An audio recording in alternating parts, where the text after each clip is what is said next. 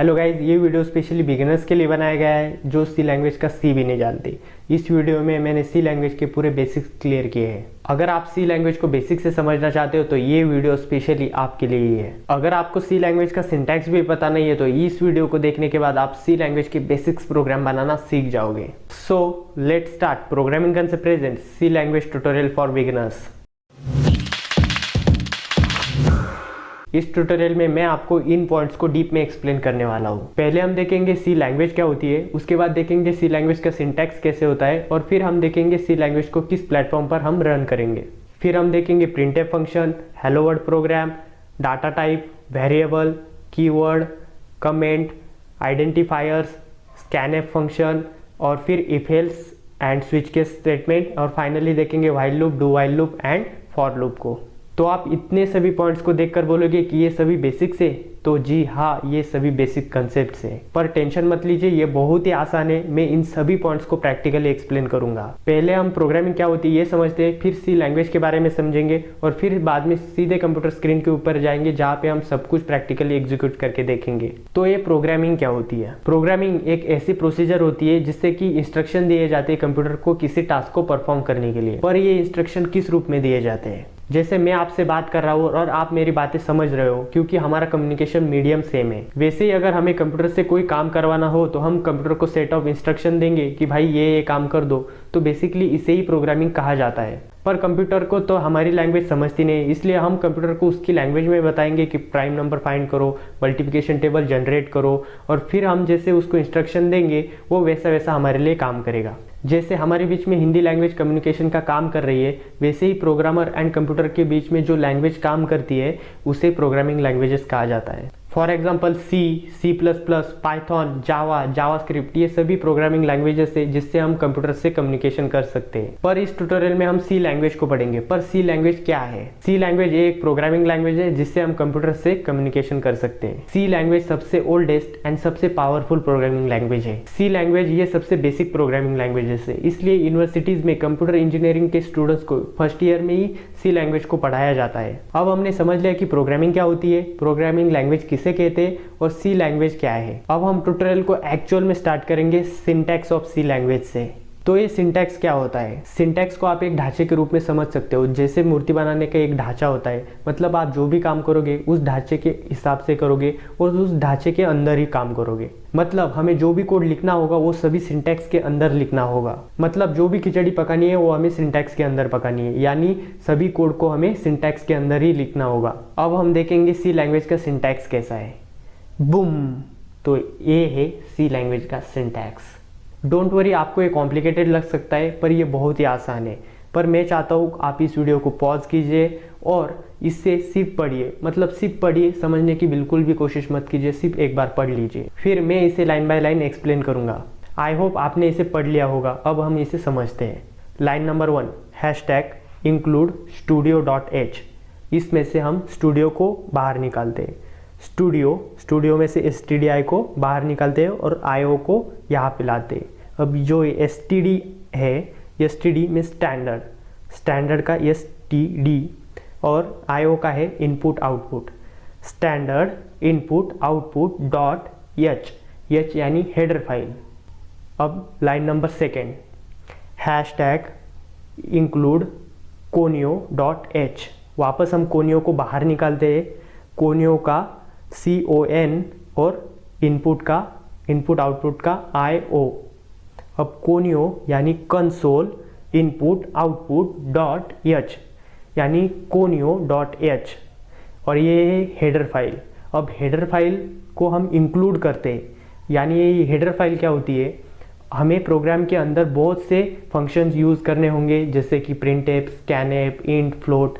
इन सब के codes developer ने, जिसने सी लैंग्वेज को डेवलप किया है, उसने पहले से टाइप करके रखे हैं, बना के रखे। तो हमें इसे डायरेक्टली अपने कोड के अंदर यूज़ करने हैं। तो इसीलिए हम ये पहले से जो लाइब्रेरी है उस फाइल को हम अपने प्रोग्राम के अंदर इंक्लूड करते हैं। इसलिए हम hashtag include studio.h, hashtag include conio.h ये अपने प्रोग्राम के स्टार्टिंग में लिखते हैं।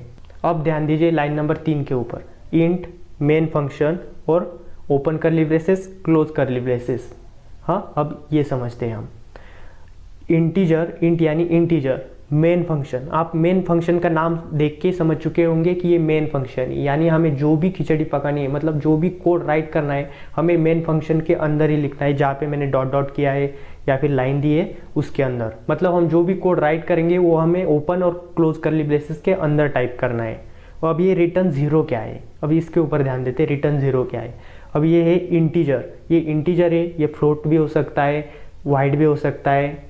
अब जब वाइड होगा, मतलब वाइड का मतलब होता है कुछ भी नहीं, जब कुछ भी नहीं आएगा तो यहाँ पे रिटर्न भी कुछ भी नहीं रहेगा, तो अब हमें रिटर्न लिखने की ज़रूरत नहीं रहेगी। पर हम यहाँ पे इंट यूज़ कर रहे हैं, इसलिए हम रिटर्न ज़ीरो करेंगे। मतलब फॉर एग्जाम्पल मैंने आपको 5 रुपये दिए और 5 रुपये लिए, मतलब +5 -5 इज इक्वल टू न्यूट्रल यानी ज़ीरो। मतलब हमें कंप्यूटर को कुछ दिया, कुछ उससे लिया, यानी वो ज़ीरो हुआ, मतलब रिटर्न ज़ीरो, इसलिए हम लिखते रिटर्न ज़ीरो, यानी प्रोग्राम हमारा सक्सेसफुली रन होगा। अगर कुछ प्रोग्राम आउटपुट रिटर्न करता है तो हम इसे रिटर्न करके उस वेरिएबल के अंदर स्टोर करते हैं, जो कि हम आगे देखेंगे वेरिएबल क्या होते हैं। तो आई होप आपको सिंटैक्स क्या होता है ये समझ में आया होगा। अब है नेक्स्ट प्रिंटफ फंक्शन। अब ये प्रिंटफ फंक्शन क्या है? कंप्यूटर से हमें जो भी स्क्रीन के ऊपर प्रिंट करवाना रहता है वो हम करते हैं प्रिंटफ की मदद से। बस इतना ही काम है प्रिंटफ का, आउटपुट को स्क्रीन के ऊपर प्रिंट करवाना। हम प्रिंटफ को प्रैक्टिकली भी देखेंगे। पर सबसे पहले हम किस कोड एडिटर में सी लैंग्वेज के प्रोग्राम रन करेंगे? हम सभी प्रोग्राम्स विजुअल स्टूडियो कोड में रन करेंगे। है तो बहुत सारे कोड एडिटर, पर मुझे विजुअल स्टूडियो कोड पसंद है। आप कौन सा भी कोड एडिटर यूज कर सकते हो, आपकी मर्जी। ऑनलाइन कंपाइलर भी आप यूज कर सकते हो। जिनके पास लैपटॉप नहीं है या फिर रैम की कमी है, वो ऑनलाइन कंपाइलर का यूज करके सी लैंग्वेज के प्रोग्राम रन कर सकते हैं। तो ऑलराइट गाइज, हम आ चुके हैं कंप्यूटर स्क्रीन के ऊपर। तो अब हम देखेंगे कि ऑनलाइन कंपाइलर का यूज़ हम कैसे कर सकते हैं। तो इसके लिए हम सिंपली क्रोम ब्राउज़र के ऊपर जाते हैं और URL में टाइप करते हैं online C compiler, online C compiler. ठीक है, तो अब इसमें से देखिए इतने सारे कंपाइलर्स आ चुके हैं, सी कंपाइलर्स। तो हम इसमें से किसी को भी ओपन करते हैं। तो मैं फर्स्ट वाले को ओपन करता हूँ और देखता हूँ। तो ये देखिए ये कंपाइलर आ चुका है। हम यहाँ पे पूरे कोड्स को एडिट कर सकते हैं और यहाँ से हम कोड को रन कर सकते हैं। इसे हम रन करके देखते हैं। एक प्री डिफाइंड कोड है, तो ये देखिए यहाँ पे कंपाइल हो रहा और ये रन हो गया सक्सेसफुली। इस तरीके से हम ऑनलाइन कंपाइलर का यूज़ कर सकते। जिनके पास लैपटॉप नहीं है वो ऑनलाइन कंपाइलर से प्रोग्राम को रन कर सकते हैं। तो फिलहाल तो हम इसे क्लोज कर देते हैं क्योंकि हम यूज़ करने वाले विजुअल स्टूडियो कोड। तो हम सभी प्रोग्राम्स को विजुअल स्टूडियो कोड के अंदर रन करने वाले हैं। तो विजुअल स्टूडियो कोड को पहले ओपन कर लेते हैं। आप विजुअल स्टूडियो कोड के बारे में अगर जानते नहीं तो एक सिंपली कोड एडिटर है जो कि बहुत फेमस है और मुझे भी बहुत पसंद है। तो ये विजुअल स्टूडियो कोड ओपन हो चुका है और उसका लेआउट कुछ इस प्रकार का है। तो ये हम गेट स्टार्टेड की विंडो है, पहले इस विंडो को क्लोज कर देते हैं। अगर आपने विजुअल स्टूडियो कोड इंस्टॉल नहीं किया है तो उसे आप इंस्टॉल कर लीजिए और उसका सेटअप कीजिए। उसके लिए आपको GCC कंपाइलर इंस्टॉल करना पड़ता है, फिर उसके बाद उसका पाथ सेटअप करना पड़ता है। तो मैंने इस ट्यूटोरियल में कैसे उसको इंस्टॉल करते हैं या फिर कैसे उसका पाथ सेटअप करते हैं ये नहीं बताया, क्योंकि वो बहुत लंबा प्रोसेस हो जाएगा और ट्यूटोरियल कहीं अलग रह जाएगा। विजुअल स्टूडियो कोड कैसे इंस्टॉल करते हैं और फिर उस GCC कंपाइलर कैसे इंस्टॉल करके उसका पाथ कैसे सेटअप करते हैं, ये सब मैंने इस वीडियो में नहीं बताया, क्योंकि ये ट्यूटोरियल का पार्ट नहीं है। इसके लिए मैंने सेपरेट डेडिकेटेड वीडियो बनाया है। ऊपर आई बटन पर क्लिक करके आप उसे देख सकते हो और VS कोड को इंस्टॉल करके यूज़ कर सकते हो। तो मैं इसका एक छोटा सा इंट्रोडक्शन दे देता हूँ। तो आप यहाँ से न्यू फाइल क्रिएट कर सकते हो और यहाँ पे क्लिक करके न्यू फोल्डर क्रिएट कर सकते हो। तो अब हम पहला प्रोग्राम राइट करने जा रहे हैं सी लैंग्वेज का, जो कि है हेलो वर्ल्ड प्रोग्राम, सबसे आइडियल प्रोग्राम। इसके लिए हम पहले यहाँ से न्यू फाइल क्रिएट करते हैं और यहाँ पे उसको नाम देते हैं हेलो वर्ल्ड। और याद रखिए यहाँ पे स्पेस देना नहीं, इसलिए हम यहाँ से करते हैं और यहाँ से हम .c करके इसे सेव करना है, क्योंकि ये है सी लैंग्वेज की फाइल। तो ये हो गई हमारी फाइल क्रिएट। तो मैंने जो आपको सिंटैक्स बताया था उस सिंटैक्स को वैसे के वैसे यहाँ पे राइट करना है, क्योंकि सिंटैक्स कभी बदलता नहीं है, आपको उसे भूलना नहीं है। आप 10-12 प्रोग्राम लिख लोगे तो अपने आप वो याद आ जाएगा। तो इसलिए मैं यहाँ पे सिंटैक्स राइट कर रहा हूँ, include studio.h #include conio.h int main। ये कंपलसरी है int main। और फिर उसके बाद हम कर्ली ब्रेसेस लगाएंगे और एक एंटर मारेंगे और यहाँ पे रिटर्न 0 कर देंगे। ये हुआ हमारा सी लैंग्वेज का सिंटैक्स, जो कि मैंने आपको एक्सप्लेन किया है। तो अब हमने printf फंक्शन सीखा कि printf फंक्शन कैसे काम करता है, तो हम printf को अभी यूज़ करेंगे और उसी के साथ हेलो वर्ल्ड प्रोग्राम भी देखेंगे, क्योंकि हेलो वर्ल्ड प्रोग्राम printf के बिना अधूरा है। तो अब हम सिंपली यहाँ पे printf टाइप करेंगे, printf, और यहाँ पे उसके ब्रैकेट दे देंगे, वापस डबल कोट्स, और उसके अंदर लिखेंगे हेलो वर्ल्ड, और यहाँ पे सेमीकोलन देना बहुत इंपॉर्टेंट है। कौन सा भी स्टेटमेंट कंप्लीट होने के बाद सेमीकोलन ही चाहिए, विदाउट सेमीकोलन प्रोग्राम में एरर आती है, इसलिए हमने और इसे हम अभी रन करके देखेंगे। रन करने के लिए सिंपली यहाँ पे रन बटन है, यहाँ उसके ऊपर क्लिक करते हैं, तो ये देखिए हेलो वर्ल्ड का प्रोग्राम अभी रन ही होगा। ये देखिए हेलो वर्ल्ड यहाँ पे लिख के आ चुका है, ये है हेलो वर्ल्ड। तो हमारा कॉन्ग्रेचुलेशन, आपने आपकी ज़िंदगी का पहला कोड रन कर दिया है। तो हमने एक्चुअल में इस प्रोग्राम में क्या किया, पहले हमने सिंटैक्स लिखा। पहली लाइन है #include studio.h, जो कि हेडर फाइल को इंक्लूड करती है, और सेकंड फाइल है conio.h, वो भी एक हेडर फाइल है। फिर हमने इंट मेन फंक्शन को लिखा, जिसके अंदर हम पूरी कोडिंग लिखेंगे। तो फिलहाल हमने सिर्फ 1 लाइन का कोड लिखा है हेलो वर्ल्ड करके। तो हमने यहाँ पे प्रिंट स्क्रीन के ऊपर हेलो वर्ल्ड को प्रिंट करवाना था, इसलिए हमने printf का यूज़ किया। तो हमने यहाँ पे सिंपली printf का यूज़ किया कर्ली ब्रेसेस के अंदर, और उससे हमने लिखा डबल कोट के अंदर, और फिर हमने डबल कोट को क्लोज कर दिया और फाइनली सेमीकोलन लगाया, रिटर्न 0 किया, ओपन करली ब्रेसेस हुआ, यहाँ पे क्लोज करली ब्रेसेस हुआ, और फाइनली प्रोग्राम को हमने रन कर दिया। तो ये प्रोग्राम वापस रन हो चुका है। तो ये आपका हेलो वर्ल्ड का प्रोग्राम बन के रेडी है। तो इतना सिंपल था हेलो वर्ल्ड का प्रोग्राम, जिसमें हमने printf की मदद से हेलो वर्ल्ड प्रिंट किया। तो आप अपने प्रोग्राम में क्या कीजिए, हेलो वर्ल्ड की जगह अपना नाम प्रिंट करके देखिए, और देखिए मज़ा लीजिए इस प्रोग्राम का। अब हम देखते हैं कि डाटा टाइप क्या होता है। अगर आपको किसी डाटा को अपने कंप्यूटर की मेमोरी के अंदर स्टोर करना पड़ता है, तो आप उसे डायरेक्टली नहीं कर सकते। बेसिकली आपको किसी भी डाटा को अपने प्रोग्राम के अंदर स्टोर करवाना है, तो आपको उसका डाटा टाइप डिक्लेयर करवाना पड़ता है। जैसे कि अगर आपको अपने प्रोग्राम के अंदर कोई इंटीजर स्टोर करवाना है, तो इंटीजर का डाटा टाइप रहेगा इंट। अगर आपको अपने प्रोग्राम के अंदर कोई कैरेक्टर स्टोर करवाना है, तो उसका डाटा टाइप रहेगा कैर। अगर आपको अपने प्रोग्राम के अंदर कोई फ्लोटिंग नंबर स्टोर करवाना है, तो उसका डाटा टाइप रहेगा फ्लोट।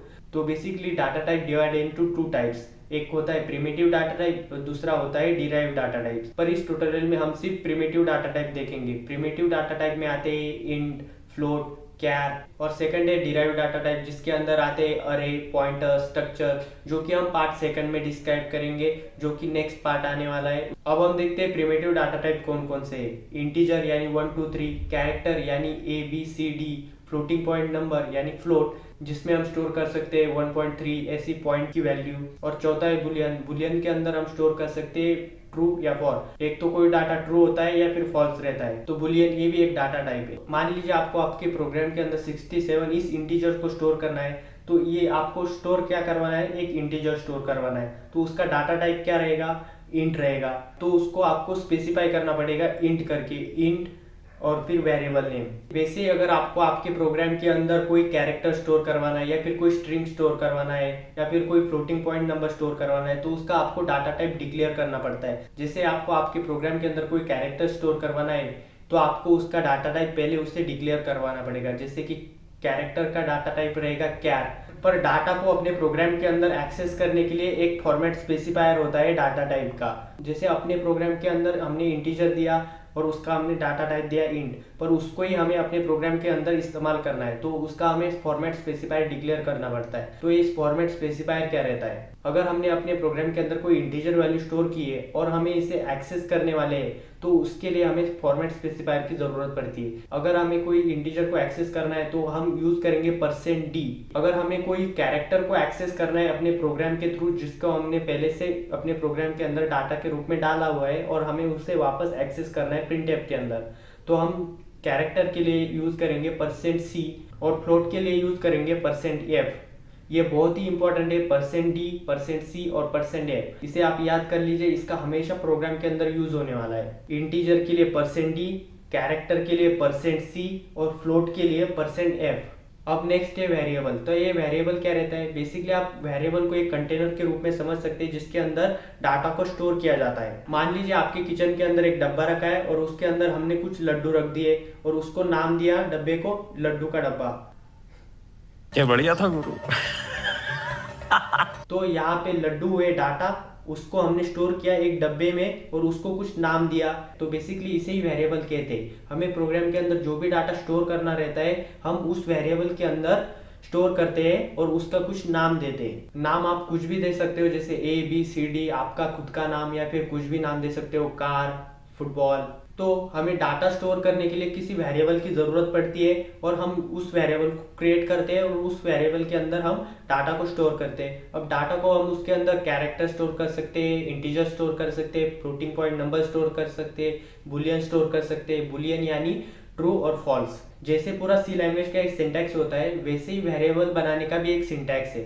चलिए देखते हैं कि वेरिएबल का सिंटैक्स कैसे होता है। तो आपको वेरिएबल क्रिएट करने के लिए सबसे पहले लिखना पड़ेगा डाटा टाइप, उसके बाद लिखना पड़ेगा वेरिएबल का नेम, उसके बाद इक्वल टू साइन, और उसके बाद आपको जो डाटा है उसके अंदर इनपुट करना है, और उसके बाद सेमीकोलन।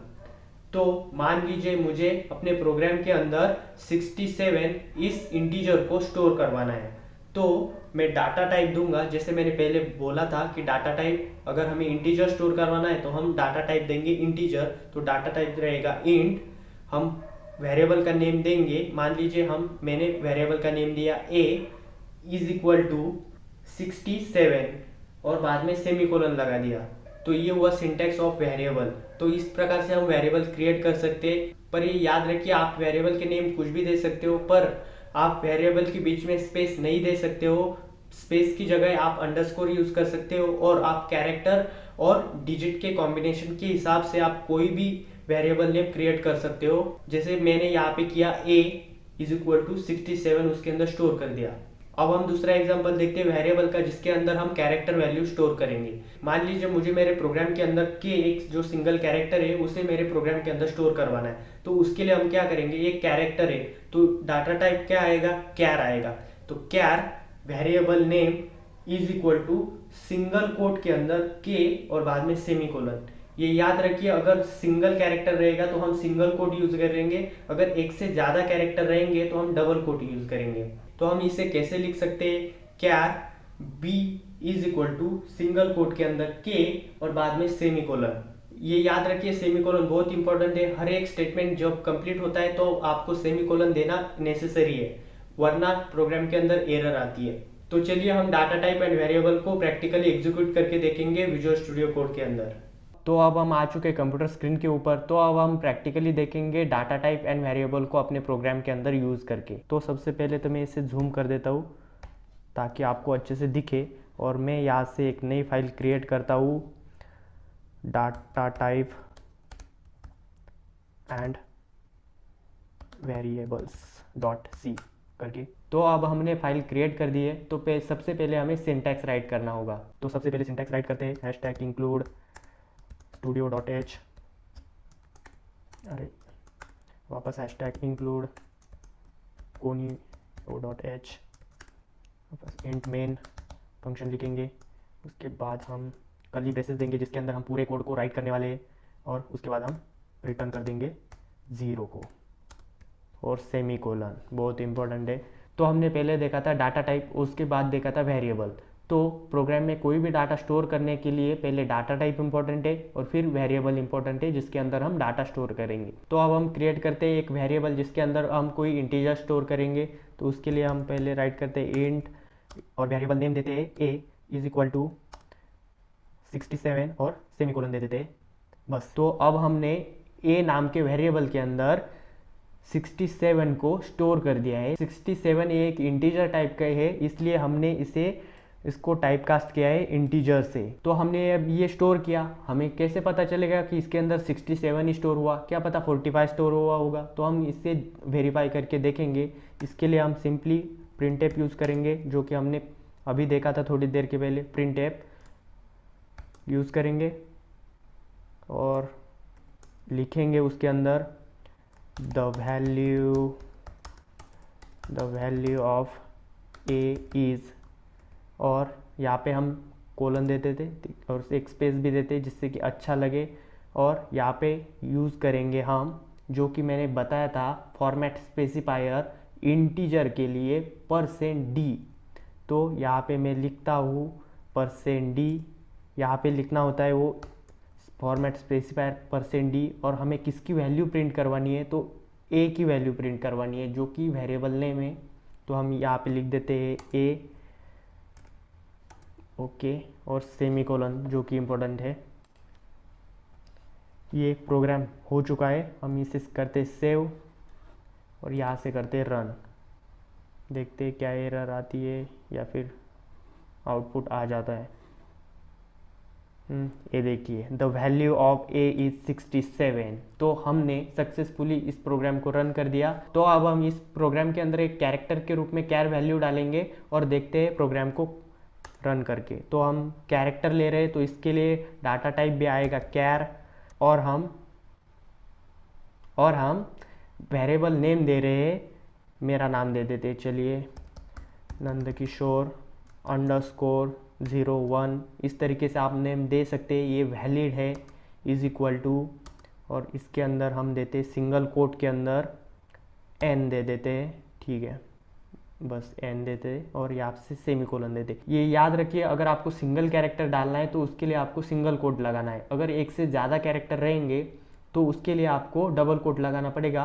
पर कैरेक्टर के अंदर सिर्फ एक ही कैरेक्टर स्टोर होता है, तो मैं आगे बताऊंगा कि आप एक से ज़्यादा कैरेक्टर कैसे स्टोर कर सकते हैं कैरेक्टर के अंदर। तो अब हम इसे प्रिंट करेंगे, प्रिंट f करेंगे और डबल कोट के अंदर the value of variable Nandkishore _01 is, और ये याद रखिए, और ये मैंने पहले बताया था कि कैर है, तो कैर का फॉर्मेट स्पेसिफायर क्या है, %c, इसलिए हम यहाँ पे लिखेंगे %c, कैपिटल नहीं स्मॉल, और यहाँ पे देंगे कोमा, और वापस वेरिएबल का नेम देंगे जो कि है नंदकिशोर _01 और सेमीकोलन लगा देंगे, और हम इसे सेव करेंगे प्रोग्राम को। आई होप ये थोड़ा सा बड़ा हो गया, मैं इसे वापस छोटा कर देता हूँ और हम इसे रन करेंगे। ये आ चुकी वैल्यू, ये देखिए the value of a is 67, the value of variable Nandkishore 01 is n। पर ये यहाँ पे देखिए न्यू लाइन में नहीं आया, तो न्यू लाइन में लाने के लिए आपको क्या करना पड़ेगा, यहाँ पे सिंपली \n डालना पड़ेगा, जिसके कि वो न्यू लाइन में आ जाएगा। अब देखते हैं, हम इसे वापस सेव करते हैं, ये देखिए ये वापस न्यू लाइन में आ चुका है। तो हमने इस प्रोग्राम के अंदर क्या किया, पहले हमने सिंटैक्स डाला सी लैंग्वेज का, उसके बाद हमने a नाम का वेरिएबल बनाया जिसके अंदर हमने इंटीजर वैल्यू स्टोर की 67 और वापस उसको प्रिंट किया। अब प्रिंट कैसे किया, प्रिंटफ फंक्शन का यूज़ किया, वापस डबल कोट के अंदर जो डाला वो वैसे का वैसा प्रिंट होगा, जो हमने हेलो वर्ल्ड का प्रोग्राम देखा था, जो भी आप डबल कोट के अंदर डालोगे वो वैसा का वैसा प्रिंट हो जाएगा जो हमने।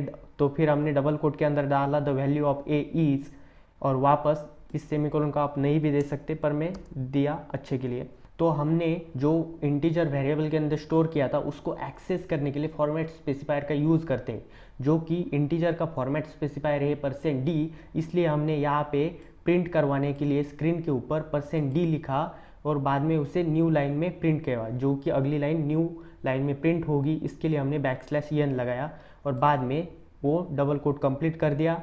वापस वहाँ पे सेमीकोलन लगाए जो कि इम्पोर्टेंट है, ये सिंटैक्स है अगर आपको प्रिंट करवाना है, और उसके बाद वेरिएबल का नेम जो कि हमने यहाँ पे दिया था a, और बाद में हमने वापस इस प्रोग्राम के अंदर एक कैरेक्टर वैल्यू स्टोर की और इसका वेरिएबल का नेम दिया मैंने नंदकिशोर 01, और उसके अंदर n इस कैरेक्टर को हमने स्टोर किया, वापस हमने उसे प्रिंट करवाया। तो हमने वापस डबल कोट के अंदर ये लिखा जो कि वैसे के वैसे प्रिंट होगा, और वापस यहाँ पे हमने लिखा %c जो कि फॉर्मेट स्पेसिफायर है कैरेक्टर का, और वापस हमने सेमीकोलन देकर वेरिएबल का नेम लिख दिया और सेमीकोलन लगा दिया स्टेटमेंट एंड होने के बाद। तो अब आप समझ चुके होंगे कि वेरिएबल एंड डाटा टाइप क्या होते हैं और उसको हम अपने प्रोग्राम के अंदर किस प्रकार से रन कर सकते हैं। तो आपके लिए एक असाइनमेंट है, आप फ्लोटिंग टाइप का एक डाटा टाइप बनाइए, उसके अंदर एक फ्लोट वैल्यू स्टोर कीजिए और उसे प्रिंट कीजिए, और आपको इस प्रोग्राम को भी आपको प्रैक्टिस करके देखनी है आपके ऑनलाइन कंपाइलर पे या फिर विजुअल स्टूडियो कोड पे, आप जो भी यूज़ करते हो उसके ऊपर। तो आई होप आपको डाटा टाइप्स एंड वेरिएबल्स क्या होते हैं ये समझ में आया होगा। अब हम देखेंगे identifier, comments and keyword. Identifier ये कुछ अलग नहीं रहता। आइडेंटिफायर यानी जो आप वेरिएबल का नेम देते उसे एक्चुअल में आइडेंटिफायर कहते हैं। जैसे कि मैंने इस प्रोग्राम के अंदर मेरा नाम दिया है Nandkishore as a variable name, ये क्या है, ये एक आइडेंटिफायर है, क्योंकि ये एक यूज़र सेट करता है आइडेंटिफाई करने के लिए किसी डाटा को किस रूप में, क्योंकि यूज़र को पता रहता है कि उस डाटा के अंदर, उस वेरिएबल के अंदर कौन सा डाटा है, तो उसका नेम क्या है, तो वो यूज़र के हिसाब से रहता है। तो इसके लिए आइडेंटिफाई करने के लिए उसे आइडेंटिफायर के, तो यहाँ पे ए और नंदकिशोर 01 ये एक आइडेंटिफायर है। सेकंड है कमेंट्स। मान लीजिए ये कोड है सिर्फ 10 लाइन का, तो आपको इसके अंदर पता चल रहा है कि आपने क्या किया है। यहाँ पे ए नाम का वेरिएबल बनाया है, यहाँ पे वापस कैरेक्टर स्टोर किया है, तो आपको पता चल रहा है। पर आप जब 500 लाइन का कोड लिखेंगे तब आपको कैसे पता चलेगा कि उस पर्टिकुलर ब्लॉक के अंदर क्या लॉजिक बनाया गया है। तो बेसिकली यहाँ पे हम आइडेंटिफाई करने के लिए कमेंट्स राइट करते हैं। कमेंट्स होती है दो टाइप्स की, एक होती है सिंगल लाइन कमेंट और दूसरी होती है मल्टी लाइन कमेंट। तो हम इसी एग्जांपल के अंदर कमेंट्स को समझेंगे। मान लीजिए मैंने यहाँ पे ए वेरिएबल के अंदर 67 स्टोर किया, ये मुझे बाद में याद नहीं रहेगा, ये ऐसे समझ लीजिए। तो मैं यहाँ पे कमेंट राइट करूँगा, इस प्रकार से कमेंट राइट करते हैं। और तो मैं यहाँ पे बोलूँगा कि ए स्टोर्स द वैल्यू ऑफ 67। तो बेसिकली ये क्या हुई, एक कमेंट हुई। कमेंट एक ऐसा पार्ट होता है प्रोग्राम के अंदर जो कि रन नहीं होता, जो एग्जीक्यूट नहीं होता। मतलब आप डबल स्लैश के बाद जो भी कोड लिखोगे वो कोड रन नहीं होगा। और दूसरा है multi line comments. Multi line comments मतलब आप 2 से ज़्यादा लाइन्स के कमेंट्स भी राइट कर सकते हो। जैसे कि ये प्रोग्राम है, मैं यहाँ पे प्रोग्राम का टाइटल देता हूँ मल्टी लाइन कमेंट्स का यूज़ कर। तो मल्टी लाइन कमेंट्स किस प्रकार से यूज़ किए जाते हैं अपने प्रोग्राम के अंदर, उसके लिए बैकस्लैश और स्टार, ये देखिए ये पूरा हो जाता है। अब एंटर मारते, वापस एक स्टार और ये बैकस्लैश। तो इसके अंदर, इन दोनों के अंदर आप जो भी लिखोगे वो एक कमेंट बन, मतलब इन दोनों सिंबल्स के बीच में जो भी आप लिखोगे वो एग्जीक्यूट नहीं होगा। मतलब आप इसके अंदर कुछ भी लिख सकते हो वो, और फिर भी आप इस प्रोग्राम को रन कर सकते हो। मान लीजिए देखिए मैंने कुछ भी लिख दिया और इस प्रोग्राम को रन करते हैं, हो जाए रन, ये देखिए हो गया रन। मतलब कमेंट्स का यूज़ किया जाता है अपने प्रोग्राम के अंदर, हम जो लिखते हैं उसको आइडेंटिफाई करने के लिए, कि पता चले कि हम जब फ्यूचर में वो कोड देखें तो हमें पता चले कि ये कोड किसका है। तो बेसिकली इसे ही कमेंट्स कहा जाता है। अब नेक्स्ट है कीवर्ड्स। तो कीवर्ड्स किसे कहते हैं, सी लैंग्वेज के अंदर, सी प्रोग्रामिंग के अंदर जो रिजर्व वर्ड्स होते हैं उसे कीवर्ड्स कहा जाता है। For example int, main, include, ये क्या है, ये कीवर्ड्स है। कैरेक्टर, ये कीवर्ड्स है। स्कैनएप, प्रिंटएप, ये क्या है, कीवर्ड्स है। आप इसके अंदर, जैसे कि आप वेरिएबल का नेम ऐसे नहीं लिख सकते इंट और वेरिएबल का नेम कैर दोगे, एक ही जगह कैर दोगे, आप ऐसा नहीं कर सकते हो, क्योंकि ये रिजर्व वर्ड्स होते हैं, वो कीवर्ड्स होते हैं। कीवर्ड को आप as a variable name set नहीं कर सकते हो, तो इसे ही कीवर्ड्स कहा जाता है। तो अब हमने देखा आइडेंटिफायर्स क्या होते हैं, कमेंट्स देखी, single line comment, multi line comment, और बाद में देखा कीवर्ड्स क्या होते हैं। आई होप आपको यहाँ तक बिल्कुल सब कुछ समझ में आया होगा। आई होप आप समझ चुके होंगे कि आइडेंटिफायर, कमेंट्स, जिसके अंदर हमने देखा कि single line comment, multi line comment and keywords क्या होते हैं। अब हम नेक्स्ट देखेंगे स्कैनएफ फंक्शन। अब ये स्कैनएफ फंक्शन क्या होता है, बेसिकली स्कैनएफ फंक्शन का यूज होता है यूजर से इनपुट लेने के लिए। स्कैनएफ फंक्शन का काम यही रहता है कि यूजर जो इनपुट कीबोर्ड के थ्रू एंटर करता है उसको स्कैन करके अपने वेरिएबल के अंदर स्टोर करवाना। तो अब हम देखेंगे कि स्कैनएफ का सिंटैक्स क्या होता है। स्कैनएफ फंक्शन को यूज करने के लिए आपको सिंपली लिखना पड़ता है स्कैनएफ, ब्रैकेट के अंदर, डबल कोट के अंदर फॉर्मेट स्पेसिफायर जो हमने देखा %d, %c, %f, और फिर बाद में कोमा लगाकर एड्रेस ऑफ वेरिएबल का नेम, बाद में ब्रैकेट कंप्लीट और सेमीकोलन। सेमीकोलन का बिल्कुल भी भूलना नहीं है, वरना आपको एरर का सामना करना पड़ सकता है। आई थिंक हम स्कैनएफ को प्रैक्टिकली अच्छे से समझ सकते हैं। तो चलिए VS कोड के अंदर प्रैक्टिकली देखते हैं स्कैनएफ को हम कैसे यूज कर सकते हैं। तो चलिए अब हम स्कैनएफ फंक्शन को यूज करके देखेंगे अपने प्रोग्राम के अंदर और यूजर से इनपुट लेंगे। तो उसके लिए हम सिंपली अभी न्यू फाइल क्रिएट करते हैं। उससे पहले थोड़ा सा जूम कर देता हूँ, बस आई थिंक इतना जूम सही है। अब इसको हम नाम देते हैं scanf.c। ये न्यू फाइल क्रिएट हो चुकी है। सबसे पहले सिंटैक्स आएगा सी लैंग्वेज का, #include, अरे include studio.h, वापस int main, और यहाँ पे 2 कर्ली ब्रेसेस, ओपन और क्लोज, और उसके बाद रिटर्न को 0 कर देंगे, रिटर्न 0।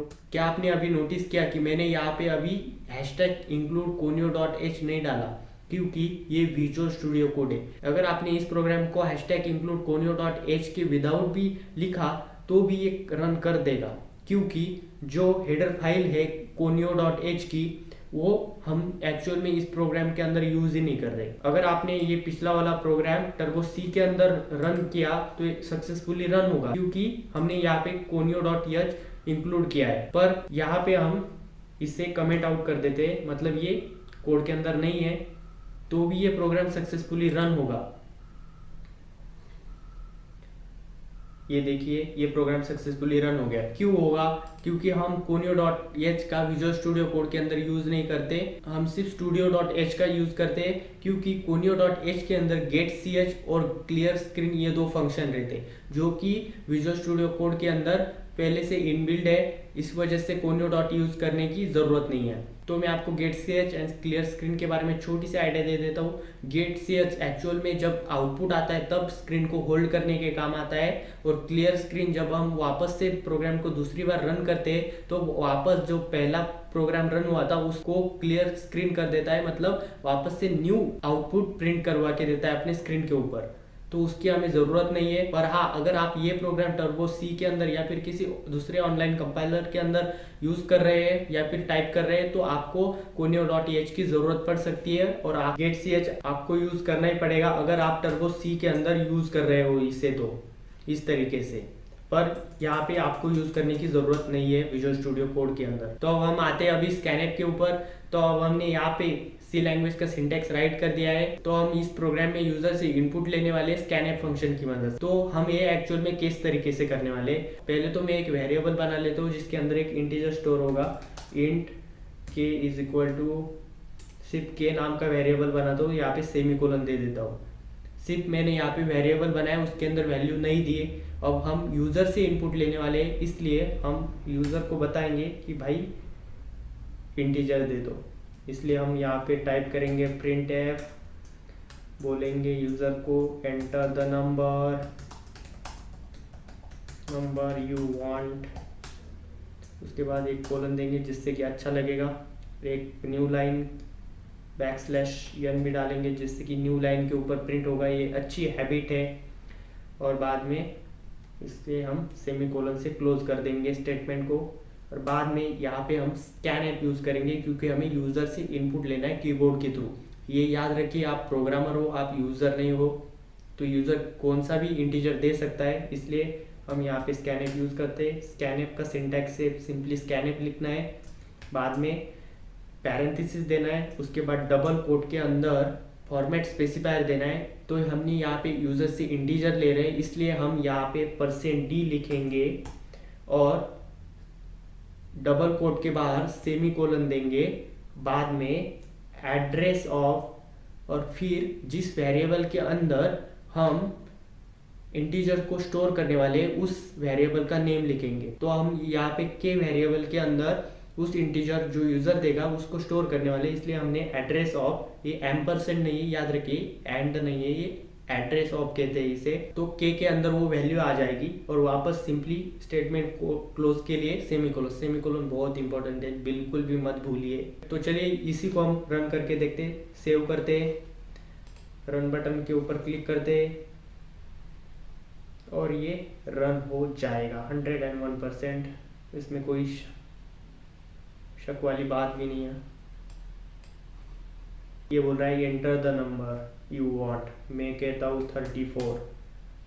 अब 34 इसके अंदर आ गया, सक्सेसफुली रन हो चुका है, कोई भी एरर नहीं आई। पर हमें कैसे पता चलेगा कि इसके अंदर 34 ही आया है? तो उसके लिए वापस हम इसे प्रिंट करवा के देखेंगे कि इसके अंदर 44 आया है या फिर कुछ अलग ही नंबर स्टोर हुआ है। इसके लिए वापस हम करेंगे प्रिंट एफ, बोलेंगे उसके अंदर स्टेटमेंट देंगे योर नंबर इज, तो वापस हमने यहाँ पे दिया %d, यहाँ पे वेरिएबल का नाम देंगे, किस वेरिएबल में, जो जिस वेरिएबल में स्टोर हुआ है उस वेरिएबल का नाम देंगे। तो हमने यहाँ पे के वेरिएबल के अंदर स्टोर किया, फिलहाल इस प्रोग्राम के अंदर एक ही वेरिएबल है तो उसी का यूज हो रहा है। और बाद में सेमीकोलन। अब यहाँ पे क्या हुआ, हमने यूज़र से नंबर इनपुट लिया, यूज़र ने डाला, हम चेक कर रहे हैं कि यूज़र ने एक्चुअल में वो नंबर डाला, वो एक्चुअल में के नाम के वेरिएबल के अंदर स्टोर हुआ कि नहीं। उसके लिए हमने प्रिंटफ फंक्शन लिया, जो यूज़र ने नंबर डाला उसको हमने चेक कर रहे हैं %d की मदद से, क्योंकि ये इंटीजर है इसलिए हमने %d यूज़ किया है और वो के नाम के वेरिएबल के अंदर स्टोर हो चुका है। इसलिए हम देखेंगे, वापस इसे सेव करेंगे और रन करेंगे, देखते यू वांट मैं देता हूँ 89। अब देखिए यूर नंबर इज 89, ये सक्सेसफुली रन हो चुका है। इसका मतलब यूज़र ने जो नंबर एंटर किया था वो एक्चुअल में के नाम के वेरिएबल के अंदर स्टोर हो चुका है। ऐसा ही प्रोग्राम आप कैरेक्टर के लिए बना सकते हो, फ्लोटिंग पॉइंट नंबर के लिए बना सकते हो और फिर और भी कुछ। अब देखते हैं इस प्रोग्राम के अंदर हमने क्या किया। पहले हमने सिंटैक्स राइट किया, उसके बाद एक इंटीजर नाम का वेरिएबल बनाया और फिर हमने यूज़र से बोला कि यूज़र हमें एक नंबर दे दो। तो उस नंबर को हमने के नाम के वेरिएबल के अंदर स्टोर किया स्कैनएफ की मदद से। उसके लिए हमने लिखा स्कैनएफ फंक्शन, पैरेंथेसिस के अंदर लिखा डबल कोट के अंदर फॉर्मेट स्पेसिफायर, क्योंकि हम यूज़र से इंटीजर ले रहे हैं तो इसलिए %d, अगर हम यूज़र से कैरेक्टर लेंगे तो %c लिखते, अगर हम यूज़र से फ्लोट लेते तो %f लिखते, अगर हम यूज़र से स्ट्रिंग इनपुट करते तो हम यहाँ पे %s लिखते, स्ट्रिंग का यस लिखते। ये याद रखिए, मल्टीपल अगर कैरेक्टर हमें यूज़र से लेने तो हम उसे स्ट्रिंग कहते हैं और उसे %s से डिनोट करते हैं। और फिर हमने इसे के अंदर डाल दिया एड्रेस ऑफ के करके, मतलब यूज़र जो भी डालेगा वो इस के अंदर स्टोर हो जाएगा। और बाद में हमने वापस उसे प्रिंटफ की मदद से प्रिंट करवा दिया और वेरीफाई करवाया कि के अंदर एक्चुअल में जो यूज़र ने डाला वही नंबर स्टोर है। तो आई होप आप स्कैनएफ फंक्शन समझ चुके होंगे, जो भी अब इस प्रोग्राम को कन्वर्ट करके मुझे यूज़र से कैरेक्टर एंटर करवा के देगा कमेंट के अंदर, उसे मैं एक दिल दूंगा। देखते हैं कौन कौन एक्यूरेट प्रोग्राम टाइप करता है कैरेक्टर के लिए। नेक्स्ट देखते हैं इंस्ट्रक्शंस एंड ऑपरेटर्स। तो सी लैंग्वेज में कुछ इंस्ट्रक्शंस होते हैं, तो पहले हम इसे देखते हैं। तो अब हम दो टाइप के इंस्ट्रक्शन देखने वाले हैं, type declaration instructions and arithmetic instruction. तो टाइप डिक्लेरेशन इंस्ट्रक्शन कौन से है, आप जो प्रोग्राम लिखते हैं उसके अंदर आप कुछ वेरिएबल क्रिएट करते हो, तो आप उस वेरिएबल के नेम एक ऐसे नहीं दे सकते। मान लीजिए आपने कुछ पहला वेरिएबल क्रिएट किया, उसके अंदर आपने कोई इंटीजर वैल्यू स्टोर की। मान लीजिए आपने इंट ए नाम का वेरिएबल क्रिएट किया और आपने उसके अंदर कुछ वैल्यू स्टोर की, तो वापस आपको कुछ दूसरा डाटा स्टोर करना है। मान लीजिए आपको फ्लोटिंग पॉइंट नंबर स्टोर करना है या फिर वापस दूसरा इंटीजर स्टोर करना है, तो वापस आप ए नाम का वेरिएबल नहीं क्रिएट कर सकते। इसका मतलब आप वेरिएबल के नेम रिपीट नहीं कर सकते। अब दूसरी नोट ये है, इसे मैं एग्जाम्पल के साथ एक्सप्लेन करता हूँ। अगर मैंने कुछ ऐसा लिखा, int a = b = c = d = 34 और बाद में सेमीकोलन लगा दिया, मतलब एक स्टेटमेंट लिखा, तो इसके अंदर a की भी वैल्यू 34 रहेगी, मतलब a वेरिएबल के अंदर भी 34 स्टोर रहेगा, b के अंदर भी 34 रहेगा, c के अंदर भी 34 रहेगा और d की वैल्यू भी 34 ही रहेगी। बस इतना ही सिंपल है टाइप डिक्लेरेशन इंस्ट्रक्शन। तो अब नेक्स्ट देखते हैं अरिथमेटिक इंस्ट्रक्शन। तो आपको आपके प्रोग्राम के अंदर कुछ कैलकुलेशन करने पड़ते हैं, तो ये कैलकुलेशन हम करते हैं अरिथमेटिक ऑपरेटर से।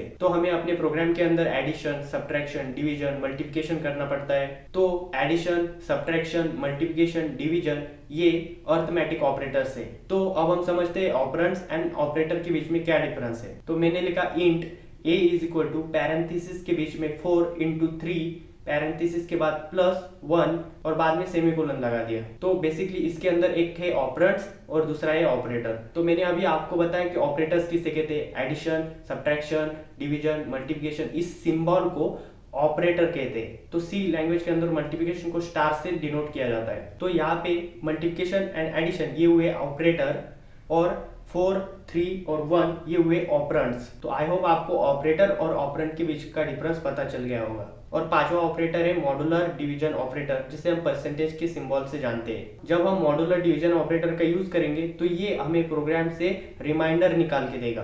तो modular division operator reminder return करता है। फॉर एग्जांपल मैंने 5/2 किया तो उसका आंसर आएगा 1, क्योंकि मैंने मॉड्यूलर डिवीजन ऑपरेटर का यूज किया है। और ये याद रखिए, सी प्रोग्रामिंग के अंदर मैथमेटिक्स के कुछ रूल ओवरलैप होते हैं। फॉर एग्जांपल हम मैथमेटिक्स में x × y को ऐसे भी लिख सकते हैं, x और y, पर हम सी लैंग्वेज में हम x y नहीं लिख सकते, क्योंकि वो एक अलग वेरिएबल बन जाएगा। अगर हमें x एंड y के बीच में मल्टीप्लिकेशन दिखानी है तो हमें वहां पे स्टार ऑपरेटर का यूज करना पड़ेगा, मल्टीप्लिकेशन ऑपरेटर का यूज करना पड़ेगा। अब हम देखते हैं ऑपरेटर प्रेसिडेंस क्या होता है। मान लीजिए मैंने एक वेरिएबल के अंदर सीधा पूरी लाइन के अंदर एक ऑपरेशन लिख दिया, जैसे कि int a is equal to 4 into 3 divide by 2 plus 2 minus 1। तो आप बोलोगे कि मैथमेटिक्स के हिसाब से बॉर्ड मास्टर रूल लगा देंगे और उसका आंसर निकालोगे, पर सी लैंग्वेज में ऐसा नहीं होता है। यहाँ पे ऑपरेटर प्रेसिडेंस रूल होता है जो कि बताता है कि इस ऑपरेशन को किस प्रकार से सॉल्व करना है और किसको सबसे ज्यादा प्रायोरिटी देनी है। पर वही मैंने इस इक्वेशन के अंदर पैरेंथेसिस लगा दिए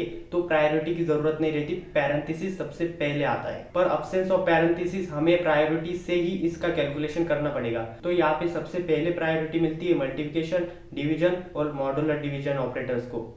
फिर सेकंड नंबर पे एडिशन, सब्ट्रैक्शन और फिर थर्ड नंबर पे आता है इज इक्वल टू। मतलब हमें इस इक्वेशन को सॉल्व करना है तो पहले हमें मल्टीप्लिकेशन करनी होगी, फिर डिवीजन करनी होगी, फिर एडिशन, फिर सब्ट्रैक्शन। पर ये याद रखिए अगर मल्टीप्लिकेशन और डिवीजन साथ में आती, मान लीजिए मैंने लिखा 3 इंटू 4 डिवाइड बाई 2, तो यहाँ पे प्रायोरिटी मिलेगी, पहले मल्टीप्लिकेशन होगी फिर डिवीजन होगी। अगर मैंने लिखा होता 6 डिवाइड बाई 3 इंटू 2 तो पहले प्रायोरिटी मिलती डिवीजन को, इस तरीके से। तो अब हम इसे प्रैक्टिकली देखेंगे विजुअल स्टूडियो कोड के अंदर प्रोग्राम में। तो अब हम प्रोग्राम देखेंगे कि अरिथमेटिक ऑपरेटर को हम कैसे यूज कर सकते हैं। तो उसके लिए हम सिंपली एक फाइल क्रिएट कर देते हैं जिसका नाम मैं रखूंगा अरिथमेटिक ऑपरेटर्स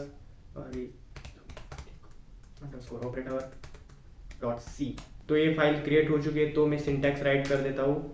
ओ, ये मैंने कैसे किया, बेसिकली ये है विजुअल स्टूडियो का फीचर और इसे बॉयलर प्लेट कोड कहते हैं। बेसिकली इसे डिजाइन किया गया है टाइम बचाने के लिए। यहाँ पर सेटिंग्स है, आप सिंपली सेटिंग्स के अंदर जाके बॉयलर प्लेट कोड को क्रिएट कर सकते हो। तो सबसे पहले हम दो वेरिएबल क्रिएट करते हैं इंटीजर टाइप के, इंट एक्स एंड वाई और सेमीकोलन। ये वेरिएबल क्रिएट हो गए।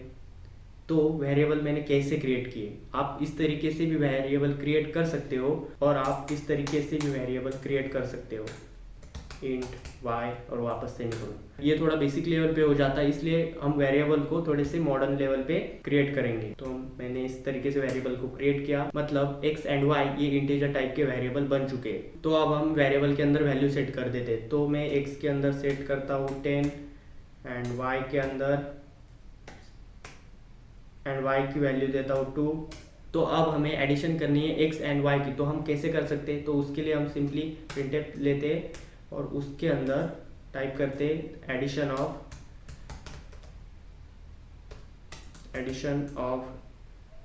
x एंड y इज, और उसके बाद हम देंगे %d। उसके बाद न्यू लाइन भी देंगे, जैसे कि अगला हम जो लिखेंगे वो न्यू लाइन के ऊपर प्रिंट होता है \n से, और वापस हम कोमा देंगे और हम लिखेंगे x प्लस y। सिंपली इतना ही लिखना है एडिशन के लिए और हम इसे सेव करते हैं। तो हमने इसे सेव किया तो आपने देखा ये प्रोग्राम फॉर्मेटेड हो गया। मतलब मैंने अगर यहाँ पे गलती से एक टैब दबा दी, मतलब ये ऊपर नीचे, मतलब ये थोड़ा सा अनरीडेबल कर दिया, और मैंने इसे राइट क्लिक किया और यहाँ पे फॉर्मेट डॉक्यूमेंट किया, ये देखिए वापस हो गया। मतलब विजुअल स्टूडियो कोड अपने कोड को रीडेबल बनाता है। तो हम इसे अभी रन करते देखते हैं। या the addition of x and y is 12, 10 + 2 12। तो मैं इसे थोड़ा जूम कर देता हूँ। तो अब हम इसी तरीके से सब्ट्रैक्शन, मल्टीप्लिकेशन एंड डिवीजन करेंगे। तो देखते हैं, तो इसको हम कॉपी कर लेते हैं और एक और बार। तो मैंने कैसे किया, ऊपर की लाइन को सीधे डायरेक्टली कॉपी, तो Ctrl+Shift+डाउन एरो क्लिक करोगे तो ऊपर की लाइन नीचे कॉपी हो जाएगी। तो मैं यहाँ पे सिंपली चेंज कर देता हूँ, एडिशन की जगह सब्ट्रैक्शन, स्पेलिंग मिस्टेक हो जाए तो, और यहाँ पे मल्टीप्लिकेशन, अगर स्पेलिंग मिस्टेक हो जाए तो माफ कर दीजिए क्योंकि हम यहाँ पे इंग्लिश ग्रामर नहीं सीख रहे, प्रोग्रामिंग सीख रहे हैं। डिवीजन, और यहाँ पे आएगी, यहाँ पे सब्ट्रैक्शन इसलिए माइनस, यहाँ पे आएगी मल्टीप्लिकेशन यानी स्टार, यहाँ पे आएगा डिवीजन। तो हम वापस इसे सेव करते हैं, सेव हो चुका है और इसे रन करते हैं। ये देखिए एक्चुअल में हमें हमारा आउटपुट मिल चुका है। Addition of x and y is 12, subtraction is 8, multiplication is 20 and division is 5। तो हमने इस प्रोग्राम के अंदर बेसिकली क्या किया, हमने पहले सिंटैक्स लिखा, उसके बाद दो वेरिएबल लिए x एंड y, जिसके अंदर हमने वैल्यू दी, x के अंदर डाला 10 और y की वैल्यू दी 2। तो वापस हमने प्रिंटफ लगाया और उसे हमने फॉर्मेट स्पेसिफायर से डिक्लेयर किया। अब इंटीजर लिए तो इसलिए हमने इसे %d यूज़ किया, और बाद में उसे उसके अंदर डी के अंदर हमने क्या किया, x प्लस वाई की वैल्यू डाल दी। तो हमने यहाँ पे मतलब यहाँ पे जो परसेंट डी रहेगा उसके अंदर वैल्यू जाएगी x प्लस वाई की।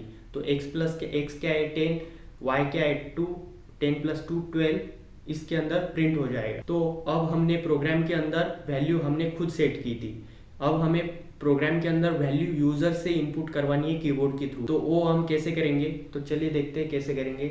तो सबसे पहले मैं इसे हटा देता हूँ और इसे रखता हूँ। हम वापस दो वेरिएबल क्रिएट करेंगे x प्लस वाई, और हम यूज़र से इनपुट लेने वाले हैं। इसका मतलब हम स्कैन ऐप का यूज़ करने वाले हैं इनपुट लेने के लिए। तो पहले मैं प्रिंट ऐप लगाता हूँ और यूज़र को बोलता हूँ कि enter the first number, enter the first number, okay. और मैं \n भी डाल देता हूँ, ये अच्छी हैबिट है। और बाद में सेमीकोलन लगाना भूलना नहीं चाहिए। और वापस स्कैन ऐप, डबल कोट के अंदर %d। तो यूज़र जो वैल्यू डालेगा कीबोर्ड के थ्रू, तो वो हम किस वेरिएबल के अंदर स्टोर करेंगे, उस वेरिएबल का नाम यहाँ पे एड्रेस ऑफ के बाद लिखेंगे। तो हम पहली वैल्यू x के अंदर डालेंगे, इसलिए हम यहाँ पे x लिखेंगे और बाद में सेमीकोलन लगा देंगे। वैसे ही वापस हम सेकंड नंबर यूज़र से इनपुट करवाएंगे, print F enter the second number, okay. और वापस न्यू लाइन पे स्कैन ऐप यूज करेंगे, %d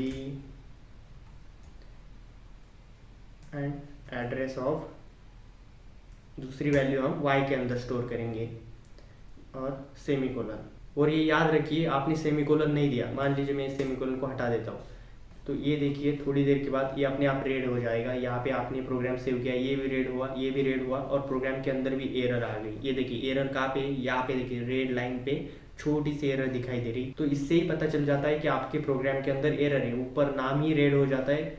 तो हम यहाँ पे सेमीकोलन लगा देते, एरर चली जाएगी। ये देखिए एरर चली गई, यहाँ से भी रेड हट गया, नाम से भी रेड हट गया, और प्रोग्राम भी सब कुछ है। तो ये प्रोग्राम रेडी है, हम इसे सेव करते हैं और रन करते हैं। आई होप सक्सेसफुली रन हो जाएगा, क्योंकि मैंने लिखा है वो रन होना ही है। तो एंटर द फर्स्ट नंबर, तो मैंने पहले दिया 12 और सेकंड नंबर दिया मैंने 4, तो आ गया। ये देखिए 12 दिया, तो addition of 12 plus 4 16, subtraction is 8, multiplication 12 plus 12 into 4 48, और डिवीजन 3।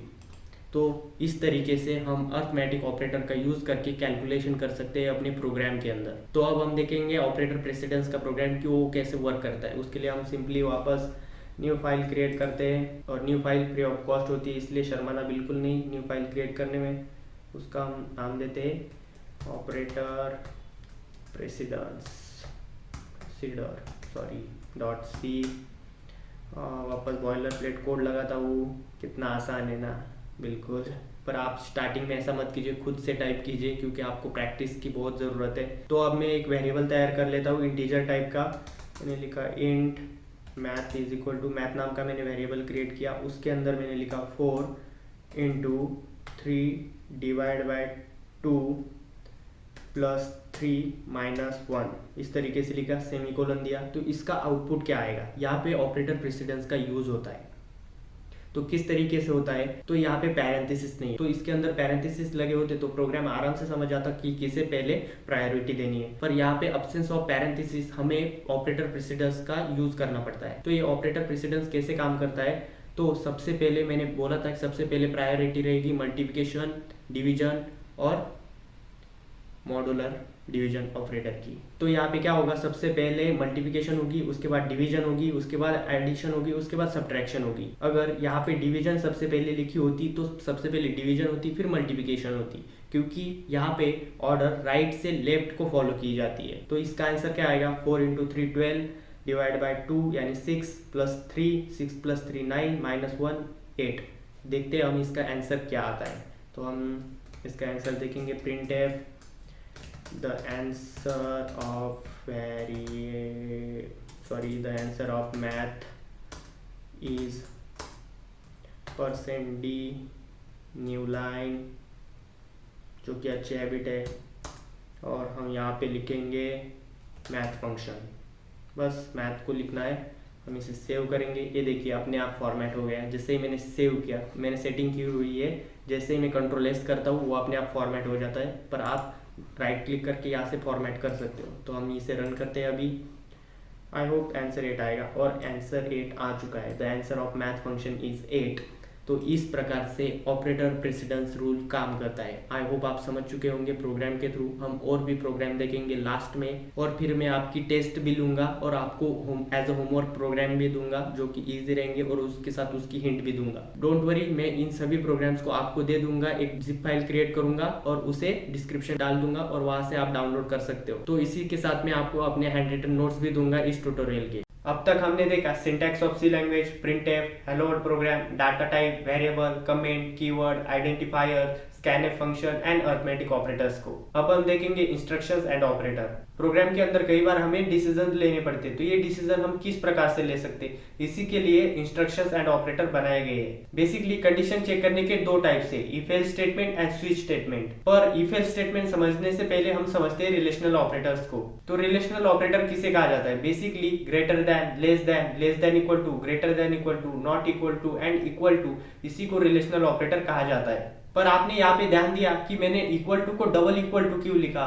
तो सी लैंग्वेज के अंदर double equal to quality check के लिए यूज होता है। वही सिंगल इक्वल टू ये असाइनमेंट ऑपरेटर है, जो कि वैल्यू असाइन करने के लिए यूज होता है। फॉर एग्जाम्पल मैंने लिखा a इज इक्वल टू 3, तो यहाँ पे a की वैल्यू 3 नहीं हो जाएगी, बल्कि a के अंदर 3 स्टोर हो जाएगा। पर मैंने लिखा a double equal to b, तो यहाँ पे a की वैल्यू चेक हो रही है b के बराबर है या नहीं। और ये याद रखिए double equal to quality check के लिए यूज होता है, और सिंगल इक्वल टू जो कि असाइनमेंट ऑपरेटर है वो वैल्यू असाइन करने के लिए यूज होता है। अब हम देखते हैं इफ एल्स स्टेटमेंट क्या होता है। मान लीजिए आपको आपकी माँ ने मार्केट में भेजा और बोला कि अगर मार्केट के अंदर आलू अवेलेबल हो तो आलू लाना, वरना आलू अवेलेबल ना हो तो टमाटर लाना। तो यहाँ पे आपको मिली एक कंडीशन, अगर आलू अवेलेबल है तो आलू लाना है, अगर नहीं है तो टमाटर लाना है। तो यहाँ पे आपको डिसीजन लेना पड़ेगा। तो ये डिसीजन हम सी लैंग्वेज के थ्रू किस प्रकार से लेंगे ये अब हम देखेंगे। मैं इसका एक और एग्जांपल देता हूँ ताकि आपका ये कंसेप्ट और क्लियर हो जाए। फॉर एग्जांपल अगर आप 18 प्लस हो तो आप ड्राइव कर सकते हो,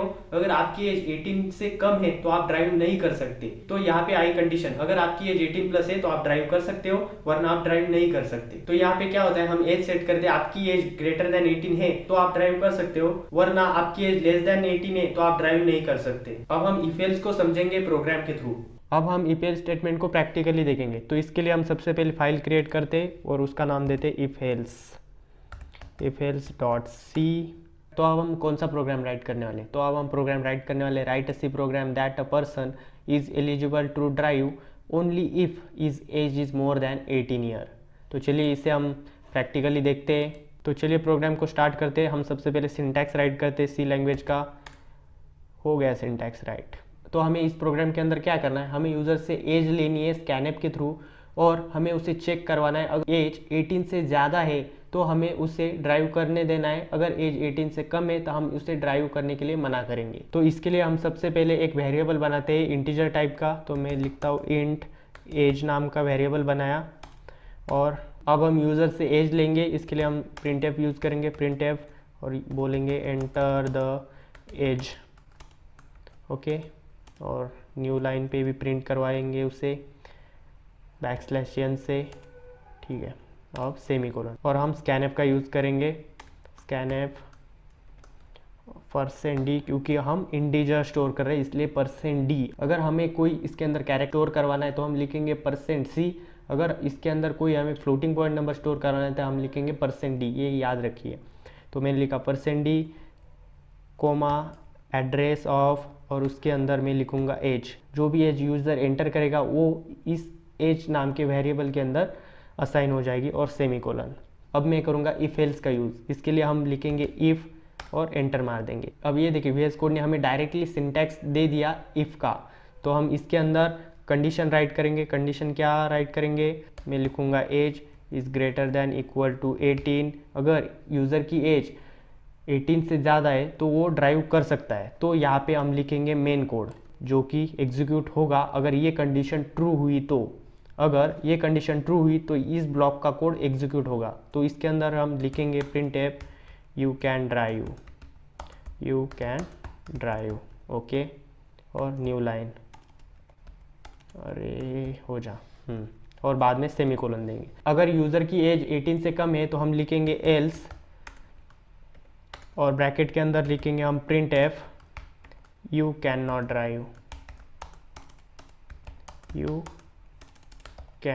ड्राइव, ओके, और हम न्यू लाइन के ऊपर प्रिंट कर देंगे और सेमीकोलन। अब हम इसे फॉर्मेट डॉक्यूमेंट करते हैं। सिंपली राइट क्लिक कीजिए और यहाँ पे फॉर्मेट डॉक्यूमेंट, ये देखिए फॉर्मेटेड हो गया, मतलब एक रीडेबल फॉर्मेट में आ गया, मतलब आपको रीड करने में ईजी जाएगा। अब हम इस प्रोग्राम को रन करते हैं, देखते हैं क्या आउटपुट आता है।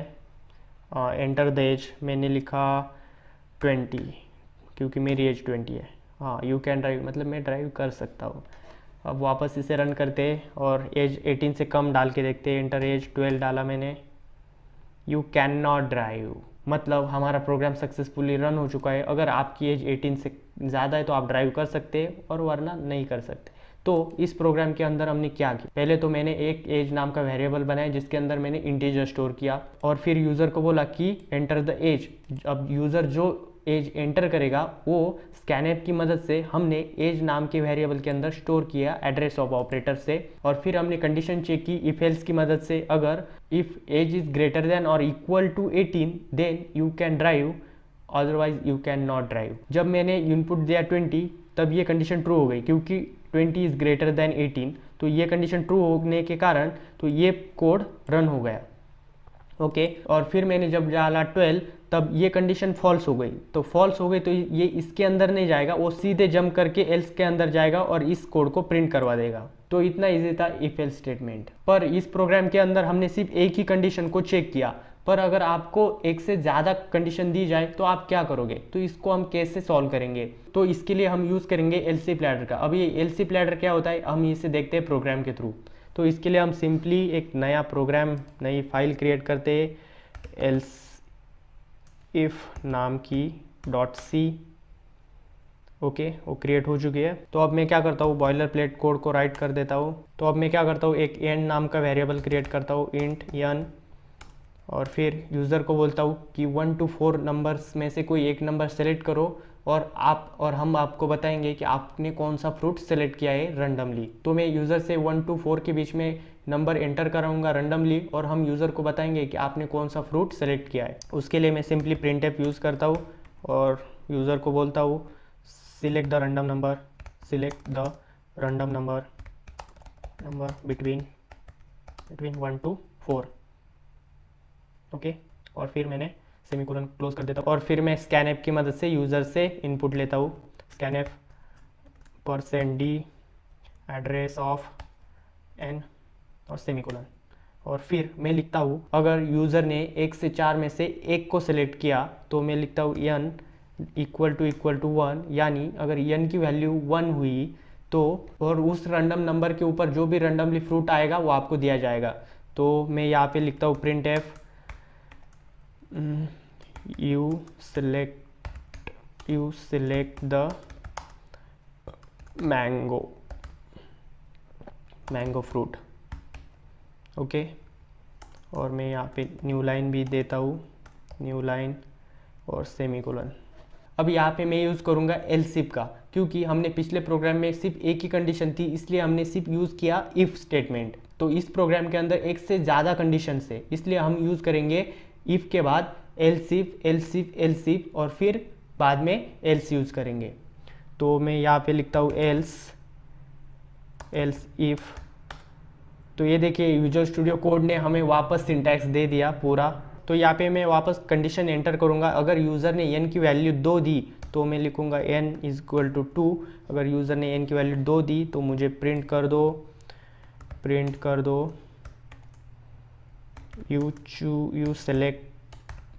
you select the orange fruit, okay. और न्यू लाइन वापस सेमीकोलन, और इसी को मैं कॉपी करता हूँ अभी क्योंकि मैं टाइम बचाना चाहता हूँ, कंट्रोल वी,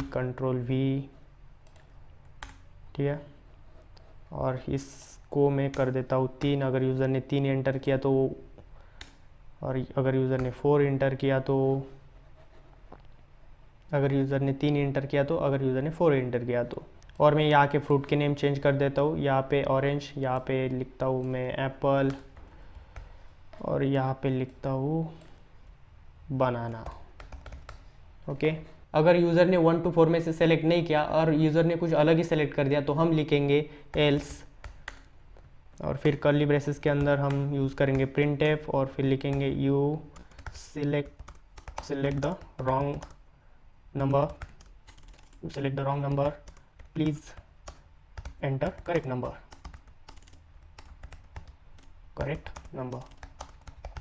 ओके।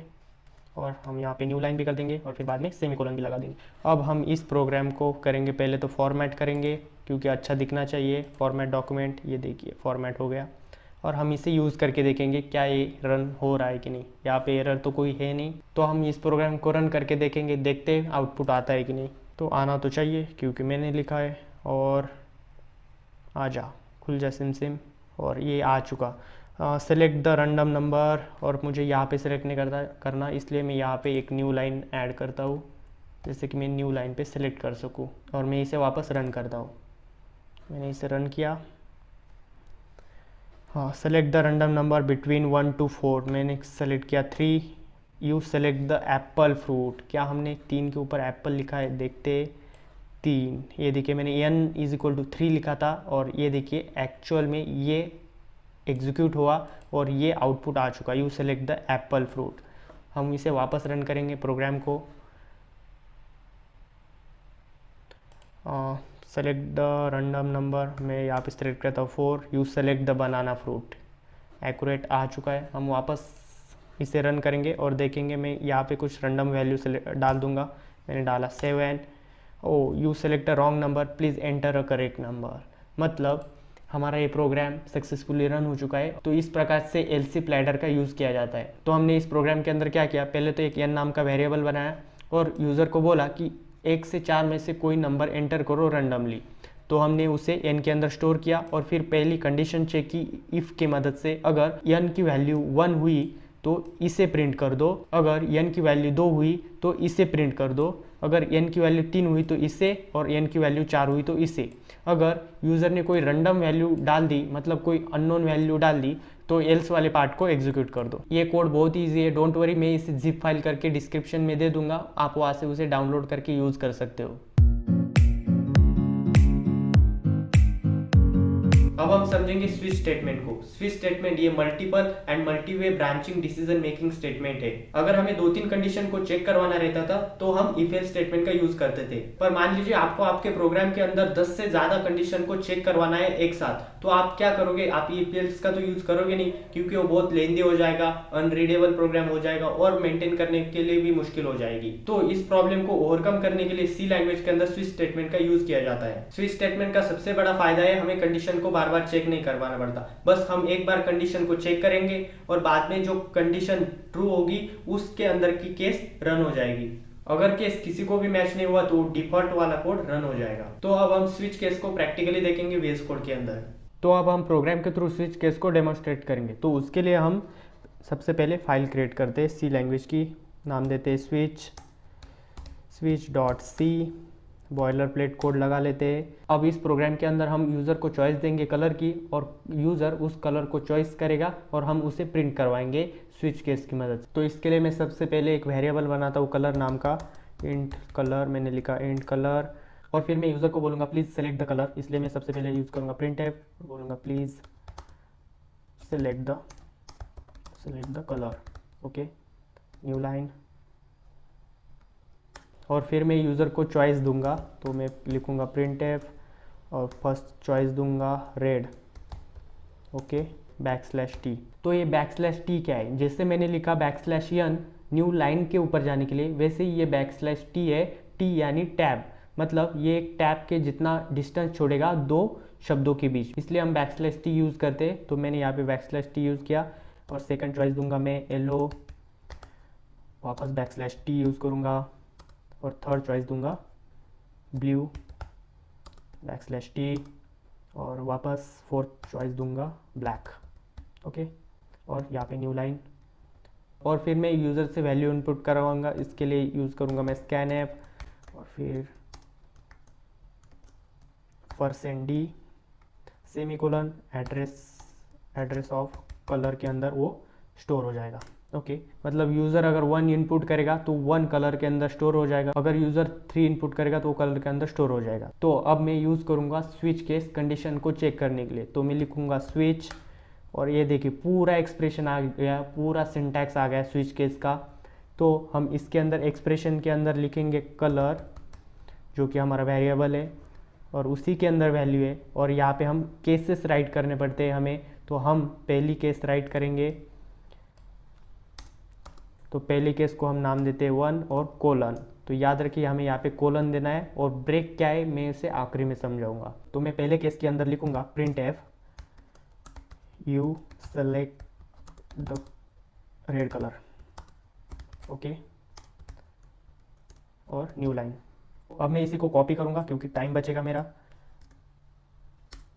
इसे पेस्ट कर दूंगा, वापस पेस्ट कर दूंगा, वापस पेस्ट कर दूंगा।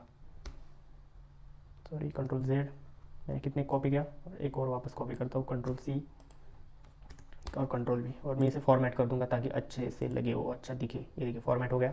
तो अब मैं सेकंड केस को सेकंड नाम देता हूँ, थर्ड केस को थर्ड नाम देता हूँ और फोर्थ केस को फोर्थ नाम देता हूँ।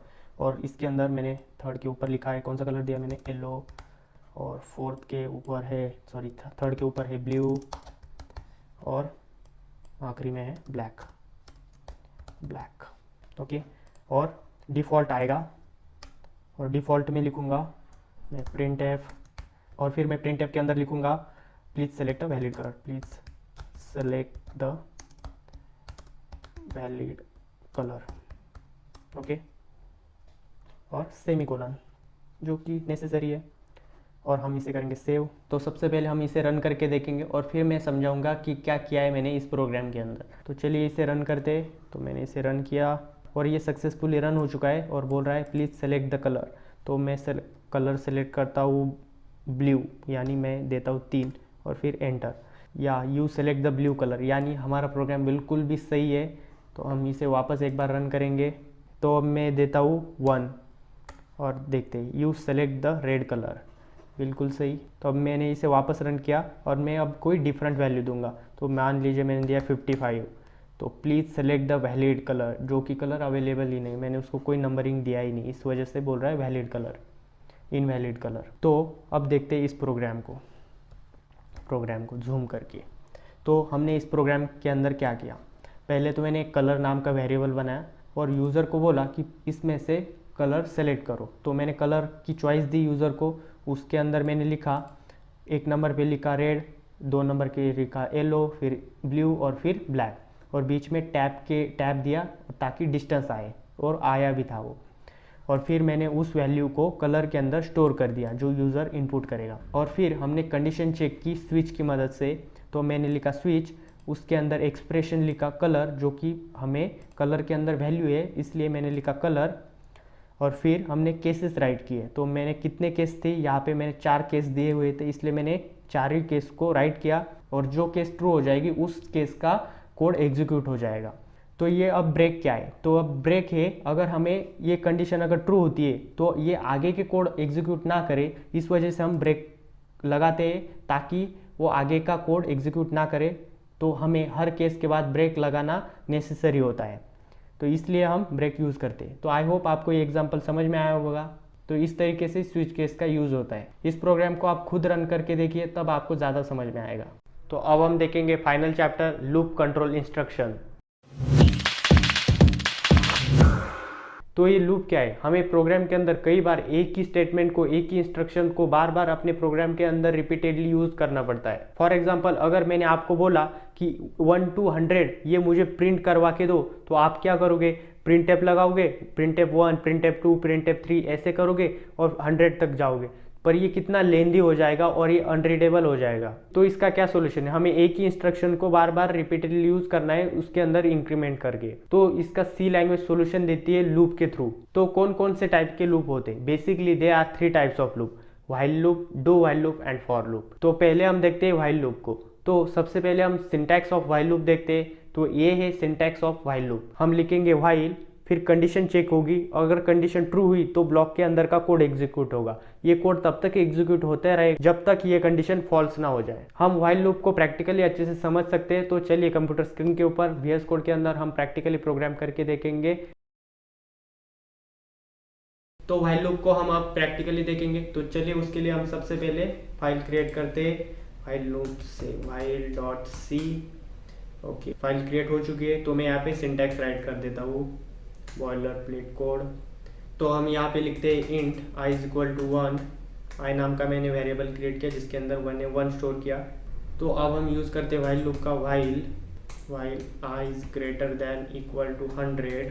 अगर i की वैल्यू लेस देन 100 हो तो इस कोड को प्रिंट करवा दो। तो मैं लिखूंगा print f %d new line, और मैं इसके अंदर लिखूंगा i, और फिर मैं i को इंक्रीमेंट कर दूंगा i प्लस प्लस से। तो ये i प्लस प्लस क्या है? तो बेसिकली हम i के अंदर एक ऐड करेंगे, इसीलिए अगर i के अंदर हमें किसी भी वेरिएबल के अंदर एक से एडिशन करनी हो तो हम लिखते हैं i प्लस प्लस। वैसे ही i माइनस माइनस भी होता है, अगर हमें किसी इंटीजर से एक को माइनस करवाना है तो हम लिखेंगे i माइनस माइनस। वैसे ही प्लस प्लस i भी होता है, माइनस माइनस i भी होता है। i प्लस प्लस का मतलब होता है पहले प्रिंट करो और फिर उसके अंदर एक ऐड करो। वही प्लस प्लस i का मतलब होता है पहले ऐड करो और फिर बाद में प्रिंट करो। तो यहाँ पे मैं i प्लस प्लस यूज कर रहा हूँ, मतलब पहले प्रिंट करो और फिर बाद में उसके अंदर एक ऐड कर दो। तो यहाँ पे है पहले i, तो मतलब पहले यहाँ पे आएगा i और फिर बाद में उसके अंदर एक से इंक्रीमेंट हो जाएगी। अरे ये इसके अंदर एरर आ रही है, तो एरर क्या बोल रही है? Unexpected error expected semicolon before i। तो हमने क्या गलती की? हमने हाँ यहाँ पे सेमीकोलन रह गया हमारा। अब देखते हैं, हाँ सही हो गया। हम इसे सेव करते हैं और इसे रन करते हैं। तो ये देखिए 1 से लेके 100 तक प्रिंट हो चुका है हमारा नेचुरल नंबर। तो हमने इस प्रोग्राम के अंदर नेचुरल नंबर प्रिंट किए 1 to 100 से लेके। देखिए हमने कितने छोटे प्रोग्राम के अंदर कितना बड़ा काम कर दिया। तो हमने यहाँ पे क्या लिखा? तो मैंने पहले एक वेरिएबल लिया i, उसके अंदर मैंने उसको वैल्यू दी 1। तो फिर मैंने व्हाइल लूप का यूज किया, फिर बाद में उसके अंदर कंडीशन डाली। अगर i की value less than equal to 100 है तब तक उसे एग्जीक्यूट करते जाओ। तो यहाँ पे i की वैल्यू है 1, तो i एक्चुअल में व्हाइल लूप के अंदर आएगा।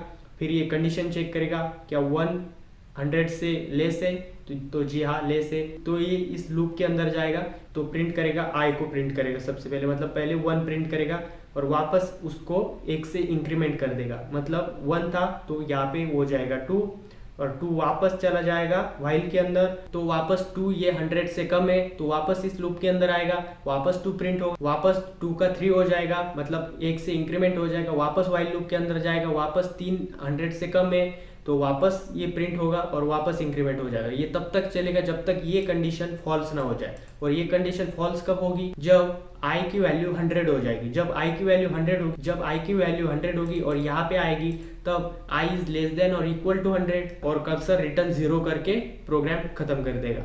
तो इस प्रकार से यूज होता है व्हाइल लूप का। अब हम देखते हैं डू व्हाइल लूप को। तो सबसे पहले सिंटैक्स देखते हैं डू व्हाइल लूप का। डू, फिर कोड एग्जीक्यूट होगा और फिर बाद में कंडीशन चेक होगी व्हाइल, और फिर कंडीशन, और फिर बाद में सेमीकोलन। डू व्हाइल लूप को कुछ आप इस प्रकार से समझ सकते हो, पहले गोली मारो और फिर उससे पूछो, मतलब पहले इस्तेमाल करो और फिर विश्वास करो। हमने व्हाइल लूप के अंदर देखा पहले कंडीशन चेक होती है फिर कोड एग्जीक्यूट होता है, पर डू व्हाइल लूप के अंदर पहले कोड एग्जीक्यूट होता है बाद में कंडीशन चेक होती है। इसका मतलब do while loop at least 1 time तो एग्जीक्यूट होगा ही होगा। तो अब हम देखते हैं डू व्हाइल लूप को प्रैक्टिकली। तो चलिए प्रोग्राम बनाते हैं डू व्हाइल लूप का। उसका नाम हम देते हैं do while loop .c। Okay, तो हम बॉयलर प्लेट कोड लगा लेते हैं। तो मैं यहाँ पे लिखूंगा int j is equal to 0 और फिर लिखूंगा डू। तो ये देखिए हमें पूरा सिंटैक्स दे दिया है विजुअल स्टूडियो कोड ने। तो हम इसके अंदर पहले लिखेंगे प्रिंट f। पहले हमें कोड को लिखना है, बाद में कंडीशन चेक करनी है, ये याद रखिए। तो मैं लिखूंगा यहाँ पे the value of variable j is %d new line और j।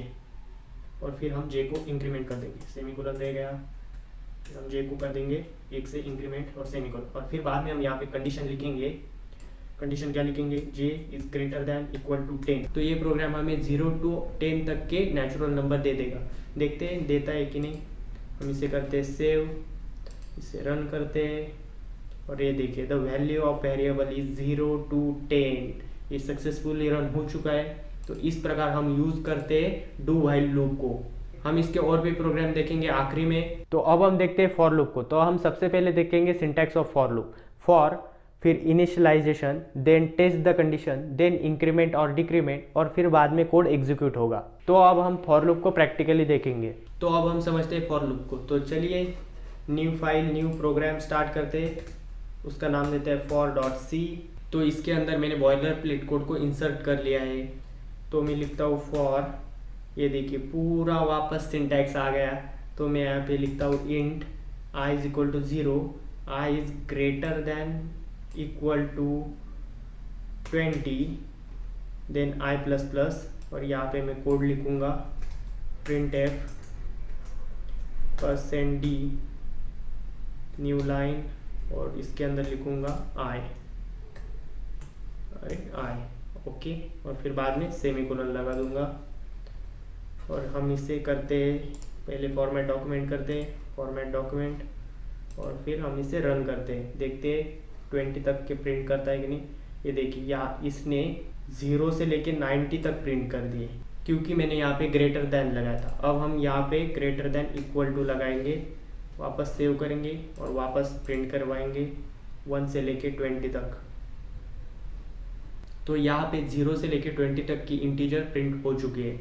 तो फॉर लूप एक्चुअल में काम कैसे किया, तो हमने फॉर लूप दिया, वहाँ पे एक वेरिएबल लिया इंट i नाम का, उसके अंदर मैंने स्टोर किया 0, और वापस यहाँ पे कंडीशन चेक, अगर i की वैल्यू 20 से या फिर 20 के इक्वल है तो इस फॉर लूप के अंदर जाओ, वरना मत जाओ। जब तक i की वैल्यू 21 नहीं होती तब तक ये लूप चलता रहेगा और हमें आउटपुट देता रहेगा। और फिर हमने यहाँ से उसके 1 से इंक्रीमेंट किया। मतलब ये प्रोग्राम कैसे रन हो रहा है, पहले i की वैल्यू 0 हुई, फिर कंडीशन चेक हुई, फिर ये स्टेटमेंट रन हुआ, और फिर जाके 1 से इंक्रीमेंट हुआ, और फिर वापस i की वैल्यू 1 से इंक्रीमेंट होके वापस ये कंडीशन चेक हुई, वापस ये प्रिंट हुआ, और फिर वापस 1 से इंक्रीमेंट हुआ। इस तरीके से फॉर लूप काम करता है। आई होप आपको फॉर लूप समझने में बिल्कुल भी दिक्कत नहीं आई होगी।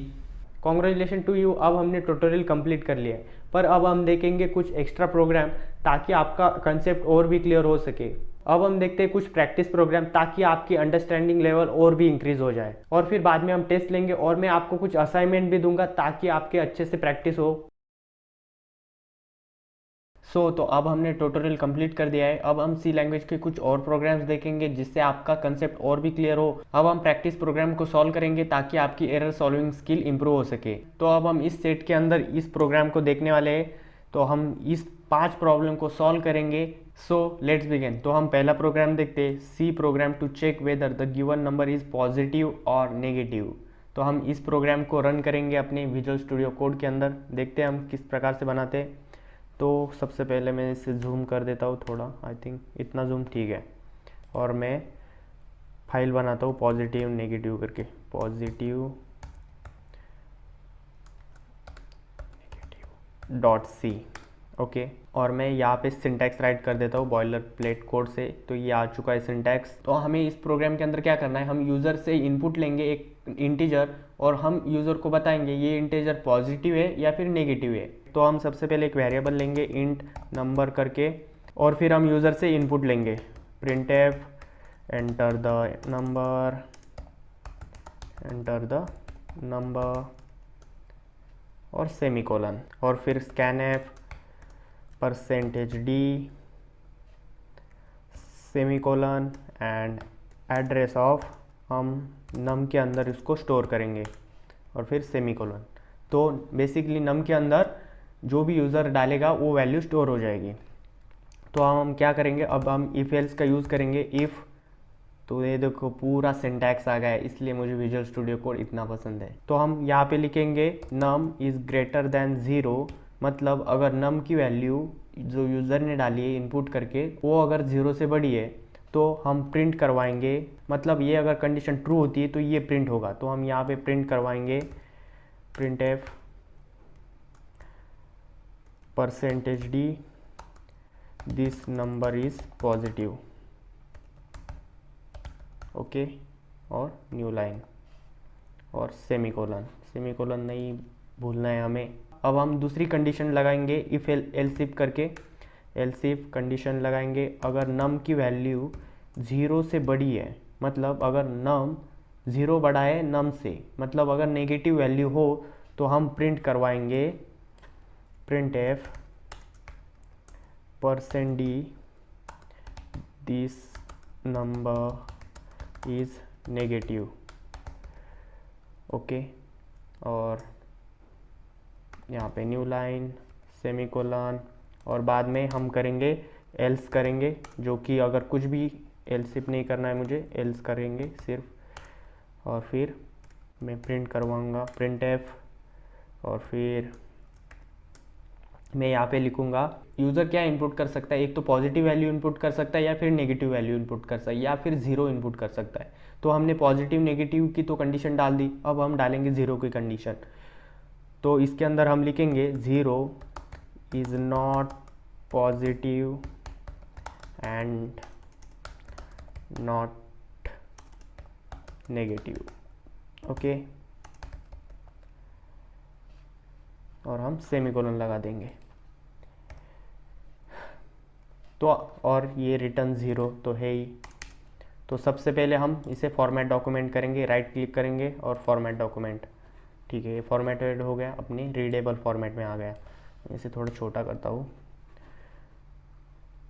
तो क्या आपने यहाँ पे नोटिस दिया, मैंने यहाँ पे कर्ली ब्रेसेस नहीं लगाया क्योंकि एल्स ब्लॉक को कर्ली ब्रेसेस की ज़रूरत नहीं है। एल्स ब्लॉक को कर्ली ब्रेसेस की ज़रूरत कब नहीं है, जब एल्स के अंदर एक ही लाइन का कोड होगा तब उसे कर्ली ब्रेसेस की ज़रूरत नहीं है। अगर मैंने दूसरी लाइन का कोड भी मैंने यहाँ पे इनपुट कर दिया तब इससे कर्ली ब्रेसेस की ज़रूरत पड़ेगी, इसलिए मैंने यहाँ पे कर्ली ब्रेसेस नहीं लगाए। पर कर्ली ब्रेसेस लगाना एक अच्छी हैबिट है, इसलिए यहाँ पे कर्ली ब्रेसेस लगा लीजिए, मैं भी लगा लेता हूँ, ओके।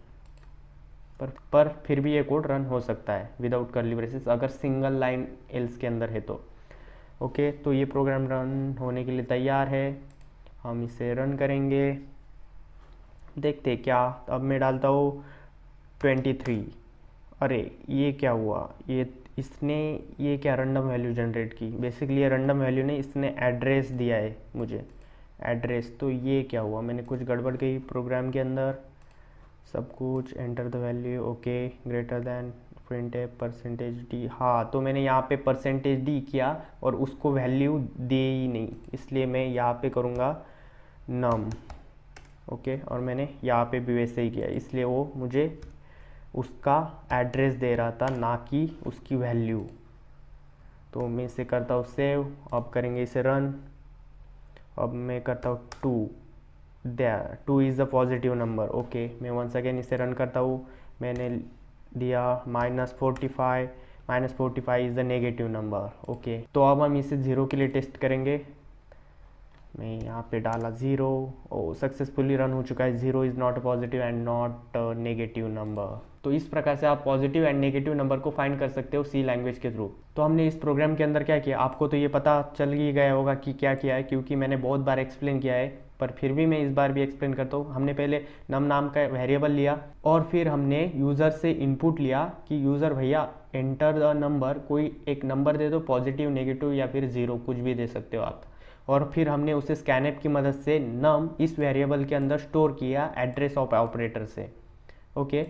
और फिर हमने इफ एल्स की कंडीशन लगाई, पहले इफ के अंदर लिखा मैंने नम इज ग्रेटर देन 0, अगर नम की वैल्यू 0 से ज़्यादा है तो प्रिंट कर दो नंबर इज पॉजिटिव।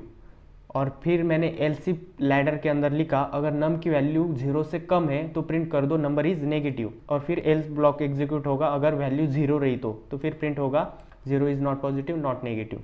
तो अब हम देखते हैं सेकेंड प्रोग्राम कौन सा है। तो सेकेंड प्रोग्राम है write a C program to find a number is odd और इवन, मतलब हमें ऐसा प्रोग्राम बनाना है जो कि बताएगा कि नंबर ऑड है या फिर इवन है। तो चलिए बनाते हैं।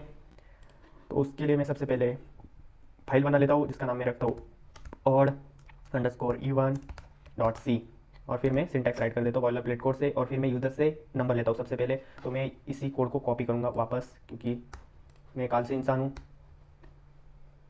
और फिर मैंने इस कोड को कॉपी कर लिया, ओके, मतलब यूज़र से हम नंबर ले लिया। तो मैं अब लिखूँगा इफ़ और कंडीशन दूंगा नम मॉडुलर डिवीजन ऑपरेटर मतलब percent divide by 2 is equal to zero, और मैं यहाँ पे उसका कोड राइट कर दूंगा print f percentage d this number is even, okay, और न्यू लाइन और सेमीकोलन। तो यहाँ पे इस कंडीशन का मतलब क्या हुआ, num percentage 2 is equal to zero, मतलब यूज़र जो भी नंबर देगा हम उससे 2 से डिवाइड करेंगे, जो रिमाइंडर आएगा वो अगर 0 है तो वो नंबर इवन होगा, अगर वो रिमाइंडर 0 नहीं होगा तो वो ऑड नंबर होगा। तो ये परसेंटेज का काम क्या है, तो परसेंटेज यानी मॉडुलर डिवीजन ऑपरेटर है जो कि रिमाइंडर रिटर्न करता है। मतलब 5/2 मैंने किया तो वो रिटर्न करेगा 1, मतलब 1 रिटर्न किया मतलब वो 0 नहीं है, मतलब उसने 1 रिटर्न किया तो मैं लिखूंगा ये ऑड है, अगर इसने 0 रिटर्न किया तो वो इवन है। तो अब हम इसका एल्स का पार्ट कंप्लीट करते हैं। मैं लिखा एल्स कर्ली ब्रेसेस के अंदर print f percentage d this number is odd, okay, और मैं यहाँ पे उससे लिख देता हूँ कौन सा नंबर है, वो नम है, और यहाँ पे भी मैं लिख देता हूँ क्योंकि उसके अंदर नम को स्टोर करवाना है हमें परसेंट डी के अंदर, मतलब नम डी वेरिएबल को रेफर करेगा, मतलब परसेंटेज डी लिखने से नम के अंदर जो वैल्यू है वो यहाँ पे आके प्रिंट हो जाती है, ओके। तो हम यहाँ पे सेमीकोलन लगाएंगे, वापस इसे सेव करेंगे और इसे रन करेंगे। तो ये रन हो चुका है, तो मैं डालता हूँ 5, तो एक्यूरेटली आ चुका है 5, this is a odd number, okay. तो मैं इसे वापस रन करता हूँ और एक इवन नंबर देता हूँ, मैंने लिखा 66, अरे हाँ 66 is the even number, print होके आ चुका है, मतलब हमने प्रोग्राम को सक्सेसफुली रन कर दिया है। तो इस प्रकार से हम ऑड और इवन नंबर को फाइंड कर सकते हैं। तो चलिए अब नेक्स्ट प्रोग्राम देखते हैं। तो अब हम प्रॉब्लम नंबर 3 को देखते हैं और समझते हैं। तो प्रॉब्लम नंबर 3 क्या कह रहा है, write a program to which the user to type his own ID, if the ID is valid it will ask him to enter his password, if the password is correct the program will print login successful, otherwise the program will print incorrect password, and if the id does not exist the program will print incorrect id। इसका मतलब हम user को कुछ ID and password देंगे और उसे login करने के लिए कहेंगे। सबसे पहले यूज़र अपना आईडी इनपुट करेगा, अगर उसने करेक्ट अपना आईडी इनपुट किया तो हम उसे पासवर्ड के लिए पूछेंगे, तो उसने पासवर्ड भी करेक्ट डाला तो हम उसे बोलेंगे लॉगिन सक्सेसफुली, और अगर उसने पासवर्ड रॉन्ग डाला तो हम बोलेंगे इनकरेक्ट पासवर्ड, अगर उसने आईडी गलत डाला तो हम बोलेंगे प्लीज चेक योर आईडी। मतलब हम सी लैंग्वेज के थ्रू एक बेसिक लॉगिन सिस्टम तैयार कर रहे हैं, जिस तरीके से आप अपने किसी भी ऐप में लॉगिन करते हो या फिर वेबसाइट के अंदर लॉगिन करते हो, तो उसका एक हम बेसिक प्रोग्राम देखेंगे। आप इसे एक मिनी प्रोजेक्ट के रूप में भी समझ सकते हो एक बिगिनर्स लेवल पे। तो चलिए हम इस प्रॉब्लम को सॉल्व करते हैं। कैसे सॉल्व करते हैं मुझे भी नहीं पता, पर हम सॉल्व करेंगे। फाइल क्रिएट करते, नाम देते लॉगिन, ओके, login.c करके फाइल का नाम सेट किया और मैं सिंटैक्स राइट कर देता हूँ। तो ये आ चुका है सिंटैक्स बॉयलर प्लेट कोड से, ये टाइम बचाने की कंसेप्ट है। अगर आपको स्मार्ट प्रोग्रामिंग करनी है तो आपको स्टैंडर्ड आईडी में ही आपको प्रोग्रामिंग करनी पड़ेगी, आप नोटपैड या फिर कमांड प्रॉम्प्ट पे तो कोडिंग नहीं कर सकते। तो मैं यहाँ पे सबसे पहले यूजर को अपना आईडी एंड पासवर्ड सेट करता हूँ। तो मैं लिखता हूँ int ID is equal to देता हूँ मैं 11222233, इस प्रकार से आईडी मैंने सेट की, और उसका पासवर्ड भी देता हूँ मैं इंट पास नाम करके वेरिएबल बनाता हूँ और उसके अंदर मैं पासवर्ड सेट करता हूँ, 888, ओके। तो अब हम क्या करेंगे, हम यूज़र को उसका आईडी डालने के लिए बोलेंगे, तो हम यूज़ करेंगे प्रिंट एफ, बोलेंगे एंटर द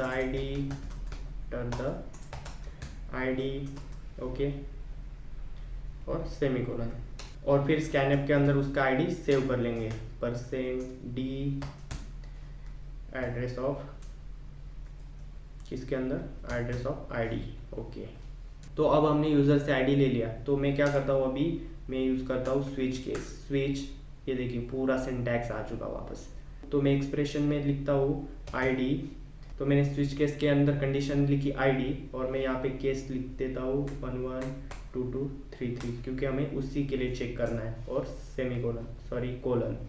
अगर ये कंडीशन ट्रू होती है और फिर ये केस ट्रू होती है तो हम ये प्रिंट करवाएगा प्रिंट एफ। हम क्या प्रिंट करवाएंगे, हम वापस यूज़र से पासवर्ड लेंगे अगर उसने करेक्ट आईडी डाला है तो हम पासवर्ड लेने के लिए बोलेंगे एंटर द पासवर्ड, ओके, और फिर सेमीकोलन, और वापस हम पासवर्ड स्कैनएप के अंदर सेव कर लेंगे %d पास, ओके, और फिर सेमीकोलन। तो अब हमने यूज़र का पासवर्ड ले लिया है, तो हम इस डिफ़ॉल्ट को तो यहीं पे रखेंगे। तो अगर यूज़र ने यहाँ पे पासवर्ड भी सही डाला तो हम यहाँ पे वापस एक स्विच केस लेंगे, स्विच, और इसके अंदर लिखेंगे पास, और पासवर्ड के अंदर पहली केस देंगे, मतलब हमने स्विच के अंदर स्विच यूज़ कर रहे हैं। और मैं केस लिखता हूँ पासवर्ड, जो कि मेरा पासवर्ड है। अगर ये केस ट्रू हुई तो ही लॉगिन होगा, वरना नहीं होगा। तो मैं लिखूंगा प्रिंट एफ लॉगिन सक्सेसफुल,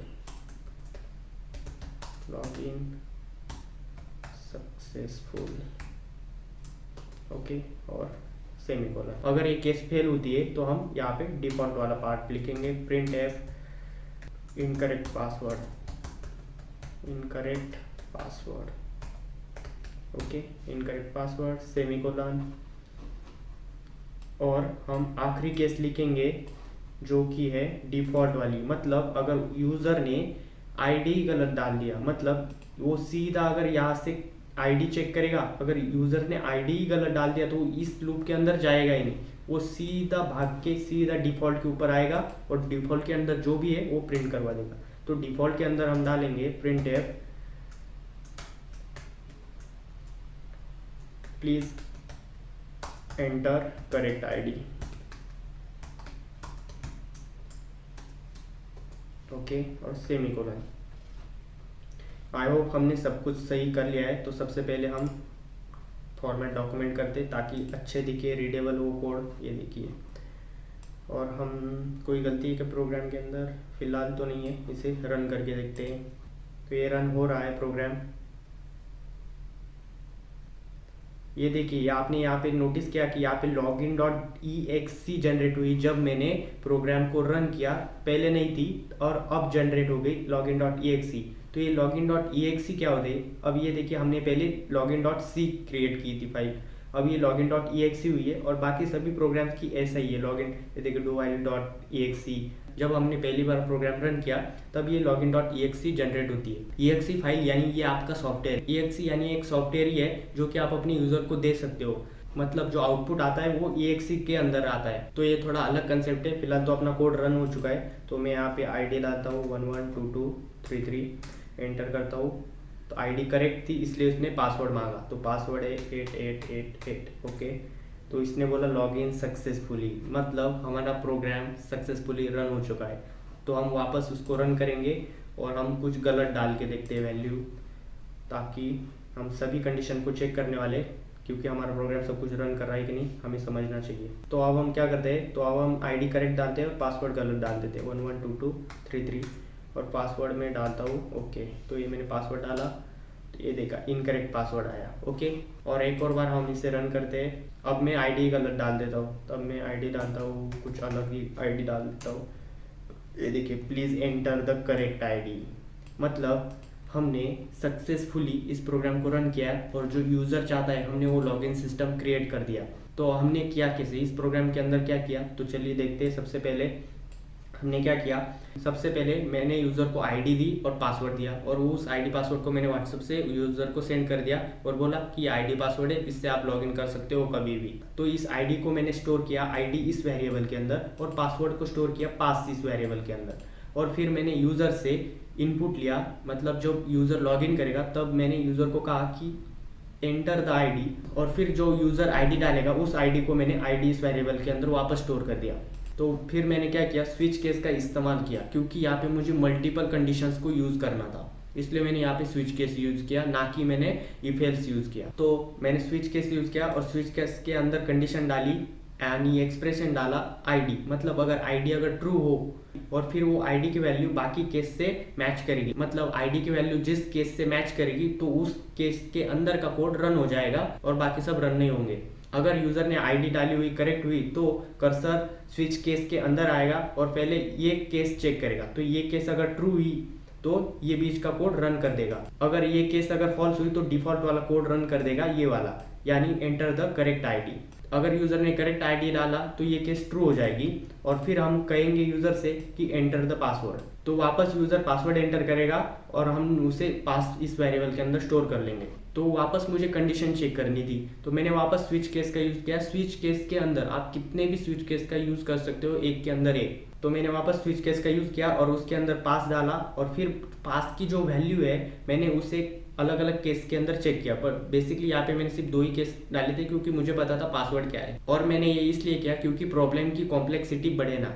और फिर मैंने पहली केस के अंदर उसे अगर ट्रू हुआ तो ये प्रिंट कर देगा लॉगिन सक्सेसफुली। अगर यूजर ने कुछ गलत पासवर्ड डाला तो वो डिफॉल्ट वाला पार्ट को रन कर देगा, यानी इनकरेक्ट पासवर्ड। आई होप आप इस प्रोग्राम को समझ गए होंगे। आप इसे अपने कंप्यूटर, अपने सिस्टम या फिर ऑनलाइन कंपाइलर पे खुद जाके रन करके देखिए, तब आपको मजा आएगा और फिर आपको अंदर से कुछ अलग ही खुशी मिलेगी। तो चलिए अब हम नेक्स्ट प्रोग्राम देखते हैं कौन सा है। तो नेक्स्ट प्रोग्राम है write a program to print multiplication table of any number. मतलब हमें एक मल्टीप्लिकेशन टेबल जनरेट करना है, मतलब यूजर जो कहेगा वो हमें उसे मल्टीप्लिकेशन टेबल जनरेट करके देना है। यहाँ पे यूजर भगवान है, प्रोग्रामिंग में यूजर भगवान होता है। जो भी यूजर चाहता है वो हमें करना पड़ता है प्रोग्रामर को। तो यूजर चाह रहा है कि मल्टीप्लिकेशन टेबल उसे चाहिए तो हम उसे जनरेट करवा के देंगे, उसका प्रोग्राम हम लिख के देंगे। तो चलिए कैसे इस प्रोग्राम को लिखेंगे देखते हैं। क्लोज, अरे मैंने क्लोज कर दिया गलती से उसे, चलिए मैं बाद में उसे ओपन तो कर ही लूँगा। तो उसके लिए हम सबसे पहले एक नई फाइल बनाते हैं मल्टीप्लिकेशन नाम की, multiplication.c, और बॉयलर प्लेट कोड लगा लेते हैं। ओके, और सबसे पहले मैं लिखता हूँ, यूज़र से मैं इनपुट लूँगा कि कौन सा मल्टीप्लिकेशन टेबल चाहिए आपको। तो मैं लिखूँगा इंट नम, जिसके अंदर वो मल्टीप्लिकेशन टेबल हम स्टोर करेंगे इस वेरिएबल के अंदर। और मैं लिखूँगा प्रिंट एफ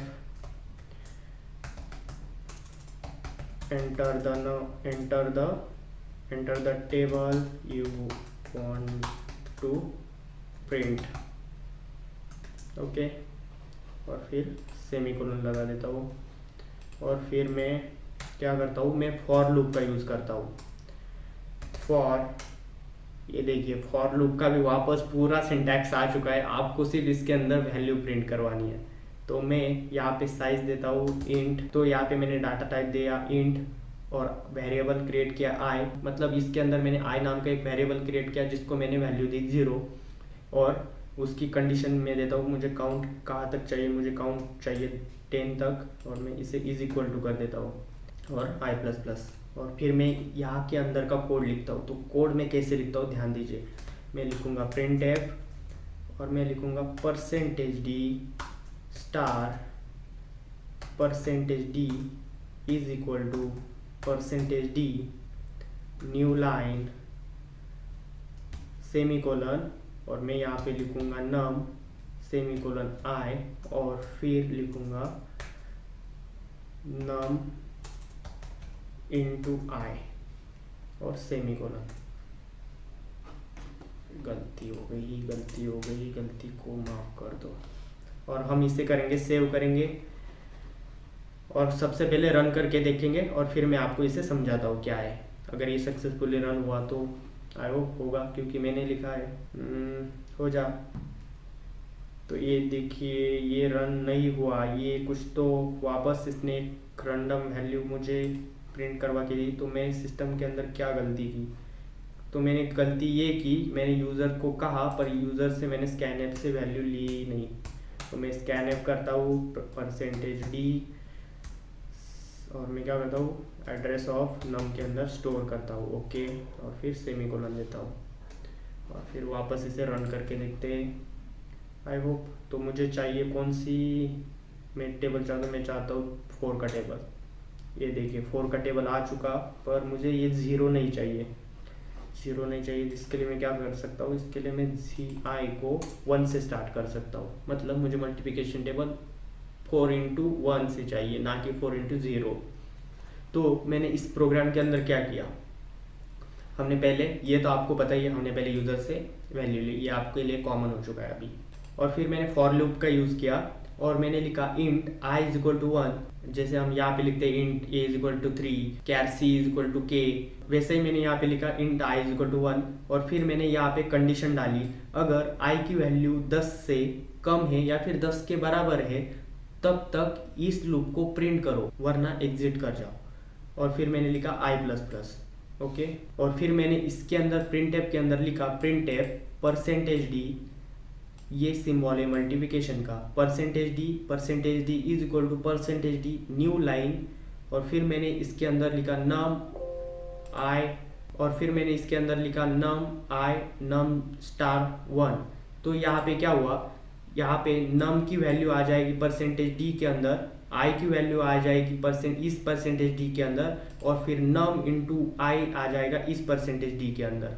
तो यहाँ पे क्या हुआ, पहले i की वैल्यू 1 है तो ये कंडीशन चेक करेगा, i 10 से कम है तो जी हाँ i 10 से कम है, तो ये इसके अंदर जाएगा, यहाँ पे प्रिंट करवाएगा %d, तो यहाँ पे प्रिंट करवाएगा %d। तो हमने यूज़र से क्या लिया, मान लीजिए मैंने यूज़र से 4 लिया था, तो यहाँ पे आएगा 4 इंटू %d, यहाँ पे क्या है i, तो i इस d को रेफर करेगा, यानी i की वैल्यू क्या है 1, तो 4 into 1 is equal to %d। तो इसके अंदर क्या आएगा, ये पार्ट आएगा, यानी num इंटू 1, तो num क्या था 4 इंटू 1, i की वैल्यू क्या थी 1, तो 4 इंटू 1 4, तो यहाँ पे 4, तो यहाँ पे प्रिंट होगा 4 इंटू 1 इज इक्वल टू 4, और फिर i++ होगा आखिरी में।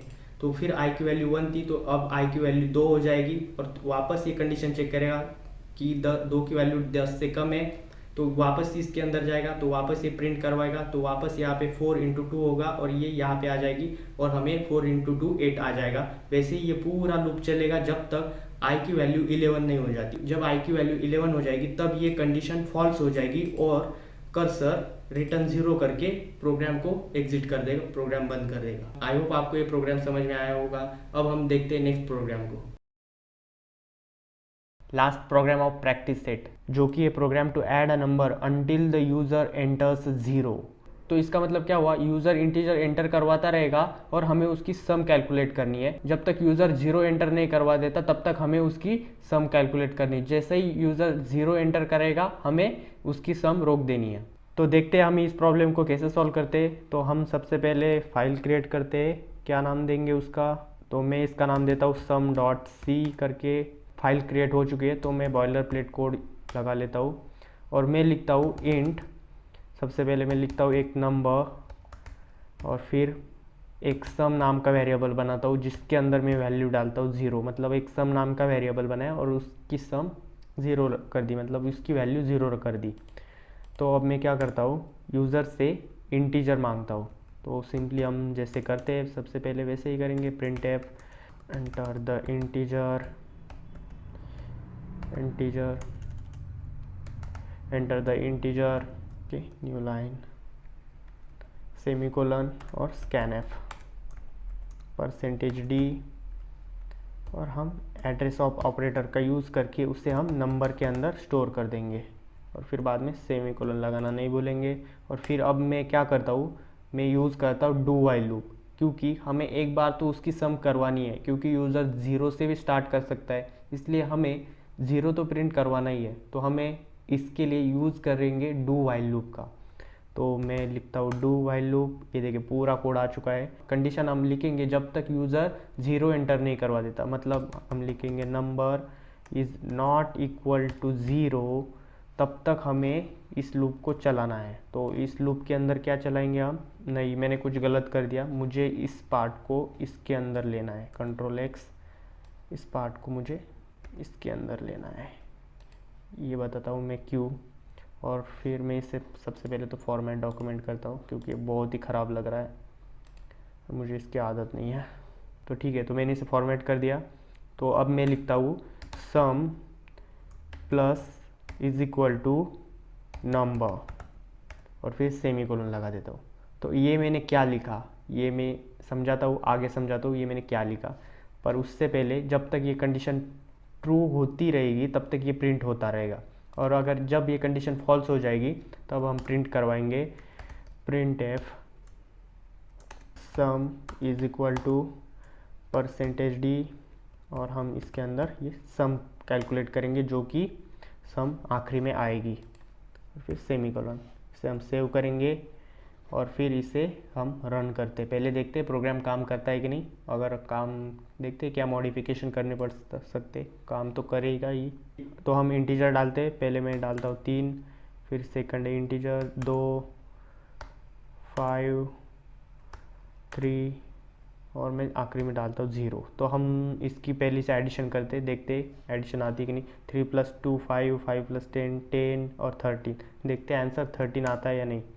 ओ सम इज इक्वल टू 13। तो ये सक्सेसफुली रन हो चुका है। तो अब हम देखते हैं, मुझे लगा नहीं था कि ये रन होगा पर हो गया। तो हमने इस प्रोग्राम के अंदर क्या किया, नंबर और सम नाम के वेरिएबल बना दिए जिसके अंदर मैंने सम को स्टोर किया 0 से, और फिर मैंने डू वाइल लूप का यूज़ किया और उसके अंदर मैंने लिखा print F enter the integer, और यूज़र से इंटीजर लिया वो मैंने नंबर के अंदर स्टोर किया। पर मैंने इस लाइन के अंदर क्या लिखा, इस लाइन के ऊपर गौर कीजिए थोड़ा। तो इस लाइन के अंदर मैंने लिखा sum plus is equal to number. तो इसका मतलब क्या होता है, सम के अंदर नंबर को ऐड कर दो। तो इसका मतलब प्लस इज इक्वल टू का मतलब रहता है ऐड कर दो। फॉर एग्जांपल मैंने यहाँ पे लिखा 4 प्लस इज इक्वल टू 5। तो इसका मतलब क्या रहेगा, 4 को 5 के अंदर ऐड कर दो, मतलब इन दोनों की एडिशन कर दो। तो इस दोनों की एडिशन क्या आएगी, 5 + 4 9 आएगी। तो वैसे ही रहता है जैसे मैंने लिखा 15 माइनस इज इक्वल टू 5। तो इसका आंसर क्या रहेगा, 15 में से 5 को रिमूव कर दो। तो इसका मतलब क्या रहेगा, 15 में से 5 को सब्ट्रैक्ट कर दो। वैसे ही आता है मल्टीप्लिकेशन का भी हम लिख सकते हैं, जैसे मैंने लिखा 4 इंटू इज इक्वल टू 2। इसका मतलब रहेगा 4 और 2 की मल्टीप्लिकेशन कर दो। वैसे ही डिवीजन का रहता है। और फिर मैंने लिखा व्हाइल नंबर को जब तक प्रिंट करो जब तक यूज़र 0 ना डाल दे, मतलब number is not equal to 0 तब तक इस लूप को प्रिंट करवाते रहो, और जब यूज़र 0 डाल दे तो भी इससे प्रिंट करवा दो sum is equal to percentage d sum, मतलब जो भी आखिरी में सम की वैल्यू रहेगी वो यहाँ पे प्रिंट हो जाएगी। तो डू वाइल का यूज ही है, पहले गोली मारो और फिर जाके पूछो कि भाई बॉर्डर पे क्यों आया था। मस्त जोक मारा रे, ये हंस रे हलकट हंस। तो हमने इस प्रैक्टिस प्रोग्राम के अंदर कुछ एडवांस प्रोग्राम भी देखे और कुछ छोटे मोटे प्रोग्राम भी देखे, और फिर बाद में एरर सॉल्विंग भी देखी, किस तरीके से हम एरर को फेस कर सकते हैं और किस तरीके से हम आउटपुट ला सकते हैं। अगर आपको कोई भी डाउट हो तो आप मुझे कमेंट करके पूछ सकते हो, मैं उसका रिप्लाई ज़रूर दूंगा। जो भी हमने पढ़ा उसकी मैंने 100 नोट्स क्रिएट किए हुए, उसकी लिंक में डिस्क्रिप्शन में दी हुई है, आप उसके ऊपर क्लिक करके उसे डाउनलोड करके यूज़ कर सकते हो। अगर आप प्रोग्रामिंग सीख रहे हो तो इंस्टाग्राम पे हमें फॉलो कीजिए, जहाँ पे मैं रेगुलरली ट्यूटोरियल अपलोड करता हूँ, और मैंने सी लैंग्वेज के पूरे नोट्स प्रोग्रामिंग कंसेप्ट के ऊपर ऑलरेडी अपलोड कर दिए, आप जाके फॉलो कीजिए। अगर आपको सी लैंग्वेज में अभी एडवांस में जाना है, पॉइंटर, अरे, स्ट्रक्चर्स क्या होते हैं, तो आप नीचे कमेंट कीजिए, मैं उसका पार्ट 2 ज़रूर बनाऊंगा। तो मिलते हैं नेक्स्ट वीडियो में programming concept. Signing off. So bright, it's hard to breathe, but that's alright. Hush.